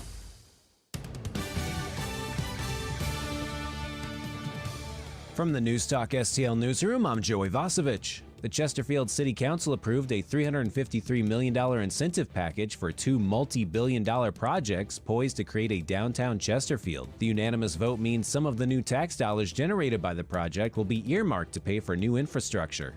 St. Mary's High School has agreed to the terms of a 3-year lease with the Archdiocese of St. Louis, which had planned to close the Catholic boys' school next year. A press conference is set for later today to announce the deal, which includes a new name and religious sponsor for the school in the Dutchtown neighborhood. Governor Parson will deliver the annual State of the State address at 3 p.m. on Wednesday, January 18th, according to an advisory from the governor's office. During the address, Parson is expected to announce the 2024 fiscal year budget proposal and legislative priorities. A former employee with the Missouri State Highway Patrol is accused of taking cash bribes while inspecting vehicles at a South St. Louis County location. The man would falsify documents to indicate no apparent damage when there was visible damage to the vehicle being inspected. Keystone Construction Company said they have begun work on KMOV Channel 4's new 45,000 square foot headquarters and studios in Maryland Heights near Westport. Work on the building should be done by May. And the St. Louis Blues head to Edmonton to face the Oilers tonight. Puck drop is at 8 p.m. For in-depth coverage of these stories and more, go to newstalkstl.com. From the Michaels Flooring Outlet Traffic Center. Things are pretty quiet now. It was busy for a while, but we don't have any other major incidents. The two right lanes are closed for some repair work, 5570 eastbound at 157, 255 westbound approaching the Jefferson Barracks Bridge. Watch out in the next few minutes. They'll be setting up to take an additional lane down during the midday. 55 north, just add a minute or so coming up towards Gasconade. 270 north, just add a couple minutes. Big Bend up to Manchester. 64 west, still pretty busy. Add a couple of minutes headed towards Big Bend. The eastbound side looks a lot better. 64 westbound between Buncombe Road and 157 has been busy due to an incident all morning long. This report sponsored by Positive Coaching Alliance. Issues with youth or high school sports? Positive Coaching Alliance can help. PCA is a national nonprofit with more than 1,000 free online resources for youth and high school sports coaches, parents, students, and administrators. Visit PCADEVZone.org. I'm Joe Sonderman from the News Talk STL Traffic Center. From the Michaels Flooring Outlet Weather Center. It's a dry morning, but a chilly one. Temperatures in the upper 30s. Really, temperatures don't go very far today. We're about 36, 37 degrees under cloudy skies this morning. We'll hit a high today of about 39 this afternoon. A little bit breezy with a southwest wind at about 15 miles per hour. Lows tonight in the upper 20s. A colder day tomorrow with the mid 30s. And looks like temperatures remain in the 30s for highs over the weekend with basically dry weather now through the weekend. I'm KMOV First Alert meteorologist Kent Earhart. Hey guys, Columbo here, reminding you that if you belong to an organization like a school or a church, or your kids are part of a group or a sports team that needs to raise money, there's no better way to do so than with a TJ's Pizza fundraiser. TJ's Pizza has been helping local organizations raise money for over 30 years to the tune of tens of millions of dollars. A local company helping local people, and there's lots of different ways TJ's can help you raise big money fast. Get started now at tjspizza.com. Hey, it's Mike Ferguson here. Everybody here at News Talk STL is incredibly grateful for the growth of our business during our first 18 months since we signed on the air. We appreciate the great local businesses like Clear Path Wealth Management, STL Fence Works, and Michael's Flooring that have all become advertising partners. If your business is interested in becoming part of the News Talk STL family, simply send an email to info@newstalkstl.com. Thanks for listening to News Talk STL. Welcome home. As a noun, hiatus is an interruption in time, a pause, or a break. As a tequila, hiatus is naturally clean yet complex, ideal for sipping neat, but it also shines in a cocktail. Some companies cut corners, but we prefer to take our time as our blue agave plants take up to 8 years to fully ripen. We got your taste at Hiatus Tequila. Go on a hiatus from the everyday. You deserve it. Get 10% off your first order using coupon code HOLLY10 on shophiatustequila.com. Talk radio made in St. Louis for St. Louis. This is News Talk STL. Our responsibility. News, analysis, and opinion. To provide updated guidance. At 1019, 94.1, and NewstalkSTL.com. Talk lines are open now at 314-912-1019. Get up. It's Mike Ferguson in the morning. This is News Talk STL at 1019, 94.1, 99.1 HD3 and NewstalkSTL.com. All right, before we get to 9 o'clock when Vic Porcelli takes over, we've got to let Gabe get this thing off his chest. Yes, please. Yeah. Okay. So we don't have time at the moment. Okay. But right around 8:50, we're right. gonna let Gabe get something off his chest. Yeah. This has been like bubbling up throughout the show since he saw that. Bugging me all morning. All right, I'm telling you what. 8:50. Okay, all we right. will I'll hold get off. to that. It's 8:38 right now, so not that much longer. I'm Mike. That's Gabe, the one who's like fidgety over there, Gosh and darn then Ken over here as well. Okay, a few things. Let me just kind of go through some of the bigger stories right now. St. Louis Metropolitan Police Department has a new chief, as you probably know. Robert Tracy is going to take over in early January. He is leaving the Wilmington, Delaware Police Department, and Wilmington is much smaller than the city of St. Louis. About 71K. Yeah, however, he does have extensive experience in both Chicago and particularly in New York City and the police departments there as well. This is the first time in St. Louis history that the city police chief has been hired from outside of the department. And what a huge challenge this guy has. The second most murderous city in America per capita. And we just recently lost the number one spot to New Orleans. Yeah, really. So he's walking into a very difficult situation. Obviously, we want him to succeed because if he succeeds, St. Louis becomes a less dangerous place. I can't even really, Gabe, say it becomes a safer place, just less dangerous. Yeah, at this point, yes. Less dangerous would be a massive step up. Let's get less dangerous, and then we can talk about being safer. Absolutely. Because we're not talking about degrees of safety. We're talking about degrees of danger in St. Louis. And I would contend, as I mentioned earlier, that I think that his small town experience, along with his big city experience through Chicago, by way of Chicago and New York, I think it's beneficial to him for this city of St. Louis because we're a big city with a small town feel. Yeah, you know, we can be described that way in many instances for sure. Well, and it's a dwindling city. I mean, the metro area, That part of it too. the St. Louis area is still big. I mean, it's still over 3 million people. Yeah, but the actual city of St. Louis, there's a reason that it's losing population now under 300,000, and that is in large part because of how dangerous and how violent and the reputation that goes along with it. Some cities get pegged unfairly as being dangerous. And they're like, no, that's just, if it bleeds, it leads headlines. No, St. Louis is dangerous. Yeah, all over. Yeah. I mean, you can get shot over not having corn as a side dish at a KFC around here. So it's a problem. Yeah, and by the way, that was in the KFC in the Del Mar Loop. Yeah. So we're talking, people hear Del Mar, but you forget that KFC is 5-6 blocks away from the Central West End. Yeah. Yeah. In that particular part of Del Mar Loop. The Del nice Mar. areas. Right. It's like, what are we doing here? Right. Yeah. So it's, you can't, I mean, he's got a real challenge, in particular when you add on the fact that you've got a hostile circuit attorney and you've also got a city hall that is not supportive. And that's the most charitably that'll say it. Mm-hmm. Yeah, I think that's a big part of it is that, how's he going to play well with others, in this town, especially they're all left leaning, and they're just going to be wanting to defund the police for the most part. Yeah, I have no idea what the politics of this guy, what his politics are. I don't know. But yeah, I know he probably doesn't want to defund the police. I would suspect not. So we'll see how he works with the city board of aldermen in particular. Yeah. How do you play well with people who don't want you to exist? Yeah. Precisely. Oh, he'll just appeal to Cory Bush. Oh, no, wait. Oh, wait a minute. They're not going to do that. No. All right. Biden administration is unveiling its winter fear-mongering, preparedness plan. And that means the return of free masks, because there are still people who think that masks make a difference, and of COVID tests, because those were so popular before. Fox News' Jill Nato has an update. White House officials held a background call with reporters last night, saying the Biden administration's preparing in case of a drastic surge in COVID cases this winter. That means more free COVID test kits from the feds. Each household can get 4 tests mailed directly to them starting next week. Reports say those tests are being paid for with leftover money from the American Rescue Plan. The feds are giving out free masks, too, but this time they're going to places like food banks and community health centers. The officials say the feds have hundreds of millions of N95 masks standing by, ready to be shipped out if needed. In Washington, Jill Nato, Fox News. The last time they stockpiled all of these free COVID tests, how many of those got wasted and just weren't even requested?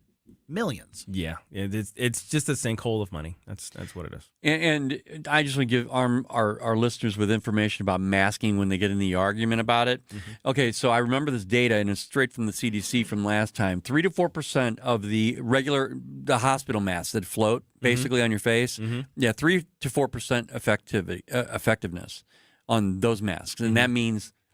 I don't know what that means, but it means very, very low effective rate. Well, and that was all. If you actually read the details of that study, it's pretty much useless in comparison to real life usage, how we conduct ourselves with masks on. So, in other words, it's absolutely useless. And then the other part of that is they mentioned the N95 masks. They have hundreds of millions of them, and that's going to be your argument where they're going to say, well, they're N95 masks this time. The problem with that is the data on it says it's only effective 11% of the time because the way you adjust, like you said, being fitted, it moves off of its perfect fit a lot. And in that case, it's only 11%. And they're also temporary use. Yeah, and also keep in mind that we're probably going to see, because this is a fear-mongering, I think a coordinated fear-mongering effort by media and others, you're going to start seeing tickers. You're going to start seeing counters of how many cases have been reported. That's one of the reasons I think they want all of those tests going out, because they want cases reported. Who cares for 90-some-odd% of the people who get it? If you even realize you get it, it feels like a minor cold at this point. It's not like the novel virus of 2 years ago. Yeah. It's not like that. It is for most people, it's just a very minor irritant, and you may not even realize it's there. So I honestly could not care less how many cases of COVID are out there now. There's also currently no method, including a vaccination, that prevents infection. Yeah, none. Not at all whatsoever. So you might get shut down on YouTube for that, but it's a fact. It's true. Facts are facts. Yeah. One last thing here real quick. Donald Trump made an announcement on Truth Social. I think it was last night that he did. Mm-hmm. And he says he's making a major announcement today, and nobody has any idea what that actually means. Yeah, it'll be interesting for sure. Yeah. I think he's going to announce Dean Cain is his running mate. because he did this. I guess there's a graphic or a video. I didn't actually see it. I just read about it, where I guess he's doing like a Superman type pose in front of Trump Tower. Yeah, and he has laser eyes and stuff. Laser eyes. Okay, it's pretty cool. And it says, America needs a hero. Yeah, a superhero. A superhero. Yep. Okay, so I don't know what time that's going to happen. I don't know what it's going to be. And imagine if I'm right. Oh, jeez. I'm joking, guys, but imagine if I'm right. Yeah. So I don't know. I mean, there's a lot of speculation. To me, it's kind of, you can speculate all you want, but there's one person who knows what's going to happen, and he'll tell us when he wants to tell us. Yeah. All right. Just ahead, Gabe's got to get something off his chest before we turn things over to Vic Porcelli. We'll do that in just about 4 minutes on 101.9 94.1 News Talk STL. For podcast articles and more, find us on NewstalkSTL.com. Get up. It's Mike Ferguson in the morning, made in St. Louis for St. Louis. It's News Talk STL.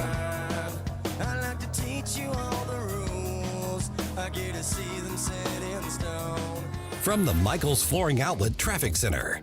We are thinning out. We haven't had any incidents or accidents reported in the last few minutes. Now watch out for some road work, 70 westbound at Zumbell. In the next few minutes, they'll be taking a couple of lanes down westbound on 255 at the Jefferson Barracks Bridge. They're going to be working on some of that striping and rearranging there. 270 eastbound at 367. The right lane is closed, but traffic's all right. This report sponsored by Mothers Against Drunk Driving, and I'm Joe Sonderman from the News Talk STL Traffic Center. For victims of drunk and drug driving, our grief is unique. But you are not alone. You always have a place at MAD. Call our 24-hour victim helpline at 877-MAD-HELP or visit mad.org. Columbo and Katie. Thursday, I'll be joined by Crane Durham from NothingButTruth.com, and we'll go live to the White House and talk to Christian Day Talk at 2:25, and JT from Pocket Watching with JT at 3:05. Weekdays at 2 on News Talk STL. Hey everybody, this is Paul Kurtman, host of the Paul Kurtman Show on News Talk STL, but I'm also the president of PR Kurtman Investments. The market is down and inflation is up, so if you have questions about the investments in your portfolio, please let me help. Just send me an email by visiting freedomportfolios.com. There's no cost. The market might be uncertain, but that doesn't mean you should be too. Contact me today, Paul Kurtman, by visiting freedomportfolios.com. Steph's Pizza. You know the name. They're famous for St. Louis-style pizza appetizers, salads, pastas, and even party platters. Steph's Pizza. Just the name makes your mouth water. 4 great locations in St. Peter's on Jungerman, on Elm at 370 in Zumbell, on Winghaven Boulevard next to MasterCard, and in the Chesterfield Valley on Long Road. Tonight is a good night for Steph's Pizza. Check them out at stephspizza.com and find out why everyone is going to Steph's Pizza.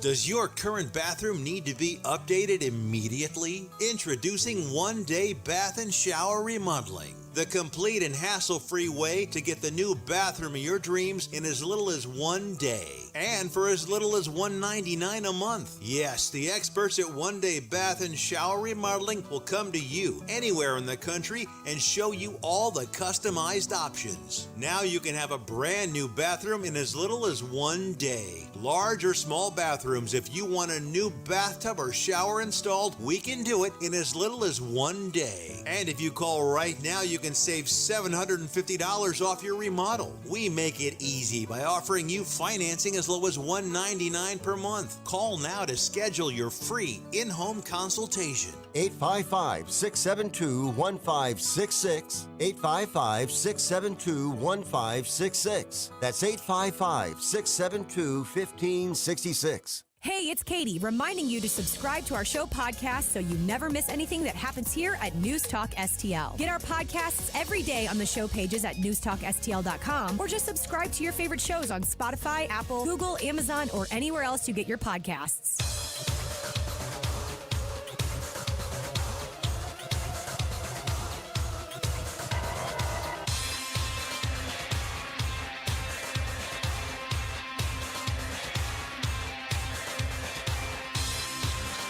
Like us on Facebook at News Talk STL. This is Mike Ferguson in the morning on News Talk STL.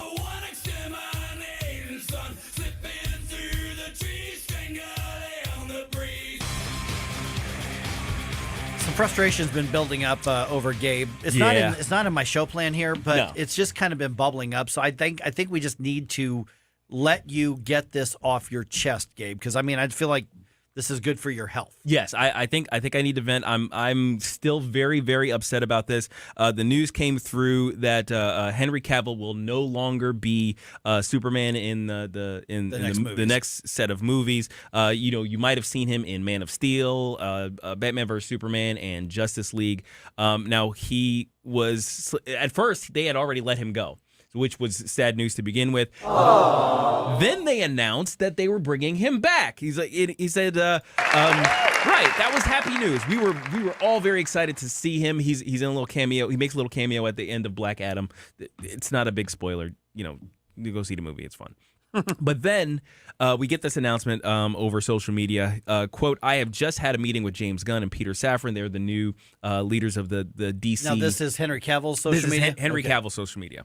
And James Gunn and Peter Safran are the new heads of the studio out there with WB, looking to build a new sort of superhero universe out there. He said, it's sad news, everyone. I will, after all, not be returning as Superman. After being told by the studio to announce my return back in October prior to their hire, this news isn't the easiest, but that's life. Yes. My emotions are just going everywhere. And it's a roller coaster. But the thing is, Henry Cavill is just a stand-up guy. He says, for those who've been by my side, we can mourn a bit, but Superman is still around. Everything he stands for still exists, and the examples he sets for us are still there. Like, okay, here's my beef. Henry Cavill is one of us. He's an absolutely bona fide geek, right? This is the guy. He plays. I can't remember what tabletop game it is. He crafts his own figures. He paints his own figures for this game. And then he plays online multiplayer games. He has a video of himself building his own gaming PC. You know, he respects the lore. He was on The Witcher because he was a fan of The Witcher. He read all of the books about The Witcher. He played the game, The Witcher, and he wanted to play. He was the one on set saying, "No, that's not how it is in the book. We should do it this way." He was a real one. He's one of us, and he just happened to be gifted with that body and that face to be able to play the superheroes that he loves so much. And he was basically the chosen one. And the studio heads, whoever it is in here, couldn't get out of their own way to let him do what he could do for the characters, for any of the characters that he played. I mean, absolutely, this guy would have brought in millions and millions of dollars, because the thing, if you catch us, the guys who spend money on merchandise, who decorate our rooms with these pictures, we buy all the figures, we go to the convention. You mean TMI? You mean used to decorate your rooms? Shut up. Oh, okay. But no, if he gets those guys, you know, we're the guys who keep these things alive. If he gets us, everybody else follows. That's how it has always worked with these genre movies. You get the super geeks, and everybody else who's a casual fan is like, oh, there seems to be a little excitement about this. I don't know, this Marvel thing. Let's go see it. And then $16 billion later, you can cash your checks, okay? That's all you had to do. You had every single ingredient in Henry Cavill, and you just threw him away. I don't understand. I'm kind of beside myself on this one. Yeah. I can tell. Exhale. I want to console you. Deep breath and I don't know who they're going to get on this one to replace him. Is there any possibility that the next person they get will satisfy you at all? Probably not. I mean, I'm sorry, Gabe. Like I said, Henry Cavill was a unique character in Hollywood. Well, I agree, because you kind of jumped at me a little bit earlier, because I said, well, you know, the one I like is from the guy who's so awesome. He's from Man of Steel. And I've been talking about him. I was like, that's the guy I'm saying. And I said, I just didn't know. I know who they should hire. Who's that? Alec Baldwin. Oh God! What a buzzkill. He does seem to be bulletproof. Oh, sorry, man, that was good. Wow. No, don't be sorry about that. I'm fast. I'm very fast. Don't be sorry about that. Not rusty at all. Warhammer 40K. That's the tabletop game he plays. Warhammer 40K. It's a strategy game that uses figurines that are hand painted. That's how big of a geek Warhammer. Yeah, Warhammer 40K. Did Pelosi invest in that? No. But he was one of us. That's the thing that really gets me. Like he could have been excellent. Okay, but seriously, they haven't said who is going to be Superman next. No, I mean, when he left The Witcher to do Superman again, they replaced they announced his replacement there as Liam Hemsworth. I think it's Liam Hemsworth. That show is going in the toilet because I tried watching The Witcher. My wife and I did. We tried to watch it, but I've never read the books or comic books or whatever it is. So I was completely lost. I gave up before I got through one. I had no idea why everybody was fighting or what. I had no clue what was happening. But with him, I mean, he's like custom made to be Superman. Just the way is absolutely he looks, chiseled into the form of Superman. Like, you know, God Himself made Henry Cavill to be Superman, and you messed it up. I mean, the movie Man of Steel, literally, that guy is Man of Steel. Oh yeah, and even then, even in the turn that he took in Man of Steel, Justice League, and Batman vs Superman, they never gave him a good enough story so that he could really shine as the beacon of hope that Superman is supposed to be. They made made it way too dark, way too broody. He barely smiled, but he could have been absolutely great. And they sold him short. They made him more Batman-like. They made him absolutely Batman. Like, basically, they said, okay, what if Batman had Superman's powers? He'd be put upon, and he's like, oh, I guess I gotta go help these people. If you look at an image in Man of Steel of him saving anybody, or holding up the space shuttle that he just saved, or something like that, he looks bored and kind of constipated the entire time. It's like what. As opposed to a Christopher Reeve Superman who was smiling the whole way, right. And he gives you a little salute. He's like, all right, have a nice day, everybody. After landing a plane on the field. Yeah, Christopher Reeve was a good Superman. Dean Cain was a very good Superman. Yep. I think Christopher Reeve was actually better than his dad George Reeves. But absolutely. I think it was a different time. It was black and white era. So who's out there that you would think would be a good Superman? And that's the thing. I don't know. I'm stuck on Henry Cavill. He's the man right now in my head. So. Anyone who could rise to the level could fit the suit. I don't think they would compare to him though in his passion and love of the genre and the lore. Okay. Do you feel better? A little. You got that off I got it off my your chest. I feel a little better. And then now all of St. Louis now understands the plight of the nerd as we try to navigate this. So, Vic, you basically just walked in on a therapy session. I'm a Batman guy. Oh, yeah. Okay, that's fine. Batman's good. Well, he's part of the... He doesn't have any superpowers. That's his everything favorite he thing. does with no superpowers. So I'm kind of a Batman guy. That's my favorite thing about Batman. Yes, absolutely. There you go. All right, Vic Porcelli coming up about 9:04. What's today's highlight from the Bat Cave, from the Vic Cave? Definitely Holly is going to come talk about her big 2A show. Okay. That's at 9:41. There it is. All right, 1019 94.1 News Talk STL. Hi, I'm Rodney Wallner. And I'm Jen Wallner with the Wallner Home Selling Team at Berkshire Hathaway. Hey, Jen, how do you sell your home for top dollar? That's easy. Call the Wallner Home Selling Team at 314-810-SOLD. What if I want a flexible commission plan? Call the Wallner Home Selling Team at 314-810-SOLD. What's the best time to sell your home? Right now, call the Wallner Home Selling Team at 314-810-SOLD. For all your real estate needs, call the Wallner Home Selling Team at 314-810-SOLD. That's 314-810-SOLD. Guys, are you getting up multiple times a night to use the bathroom? As we get older, so do our prostates, and that can mean urinary problems that affect our sleep and quality of life. Life is better outside the bathroom. Real Health's Prostate Complete can help you relieve those annoying and painful prostate symptoms. Available at Walmart or visit realhealth.com for more information and to order yours today. Try it risk-free with our 120-day money-back guarantee. These statements have not been evaluated by the FDA. This product is not intended to diagnose, treat, or cure any disease. We tried Dynavite for gut health and immune support, and after a couple of weeks, our little Gizmo was acting like a puppy again. His coat was shinier, he had a lot less scratching and shedding, and he seemed like his happy old self. My dog smelled and scratched constantly. We bathed and sprayed her, took her to the vet, but no results. Now, a little Dynavite in her food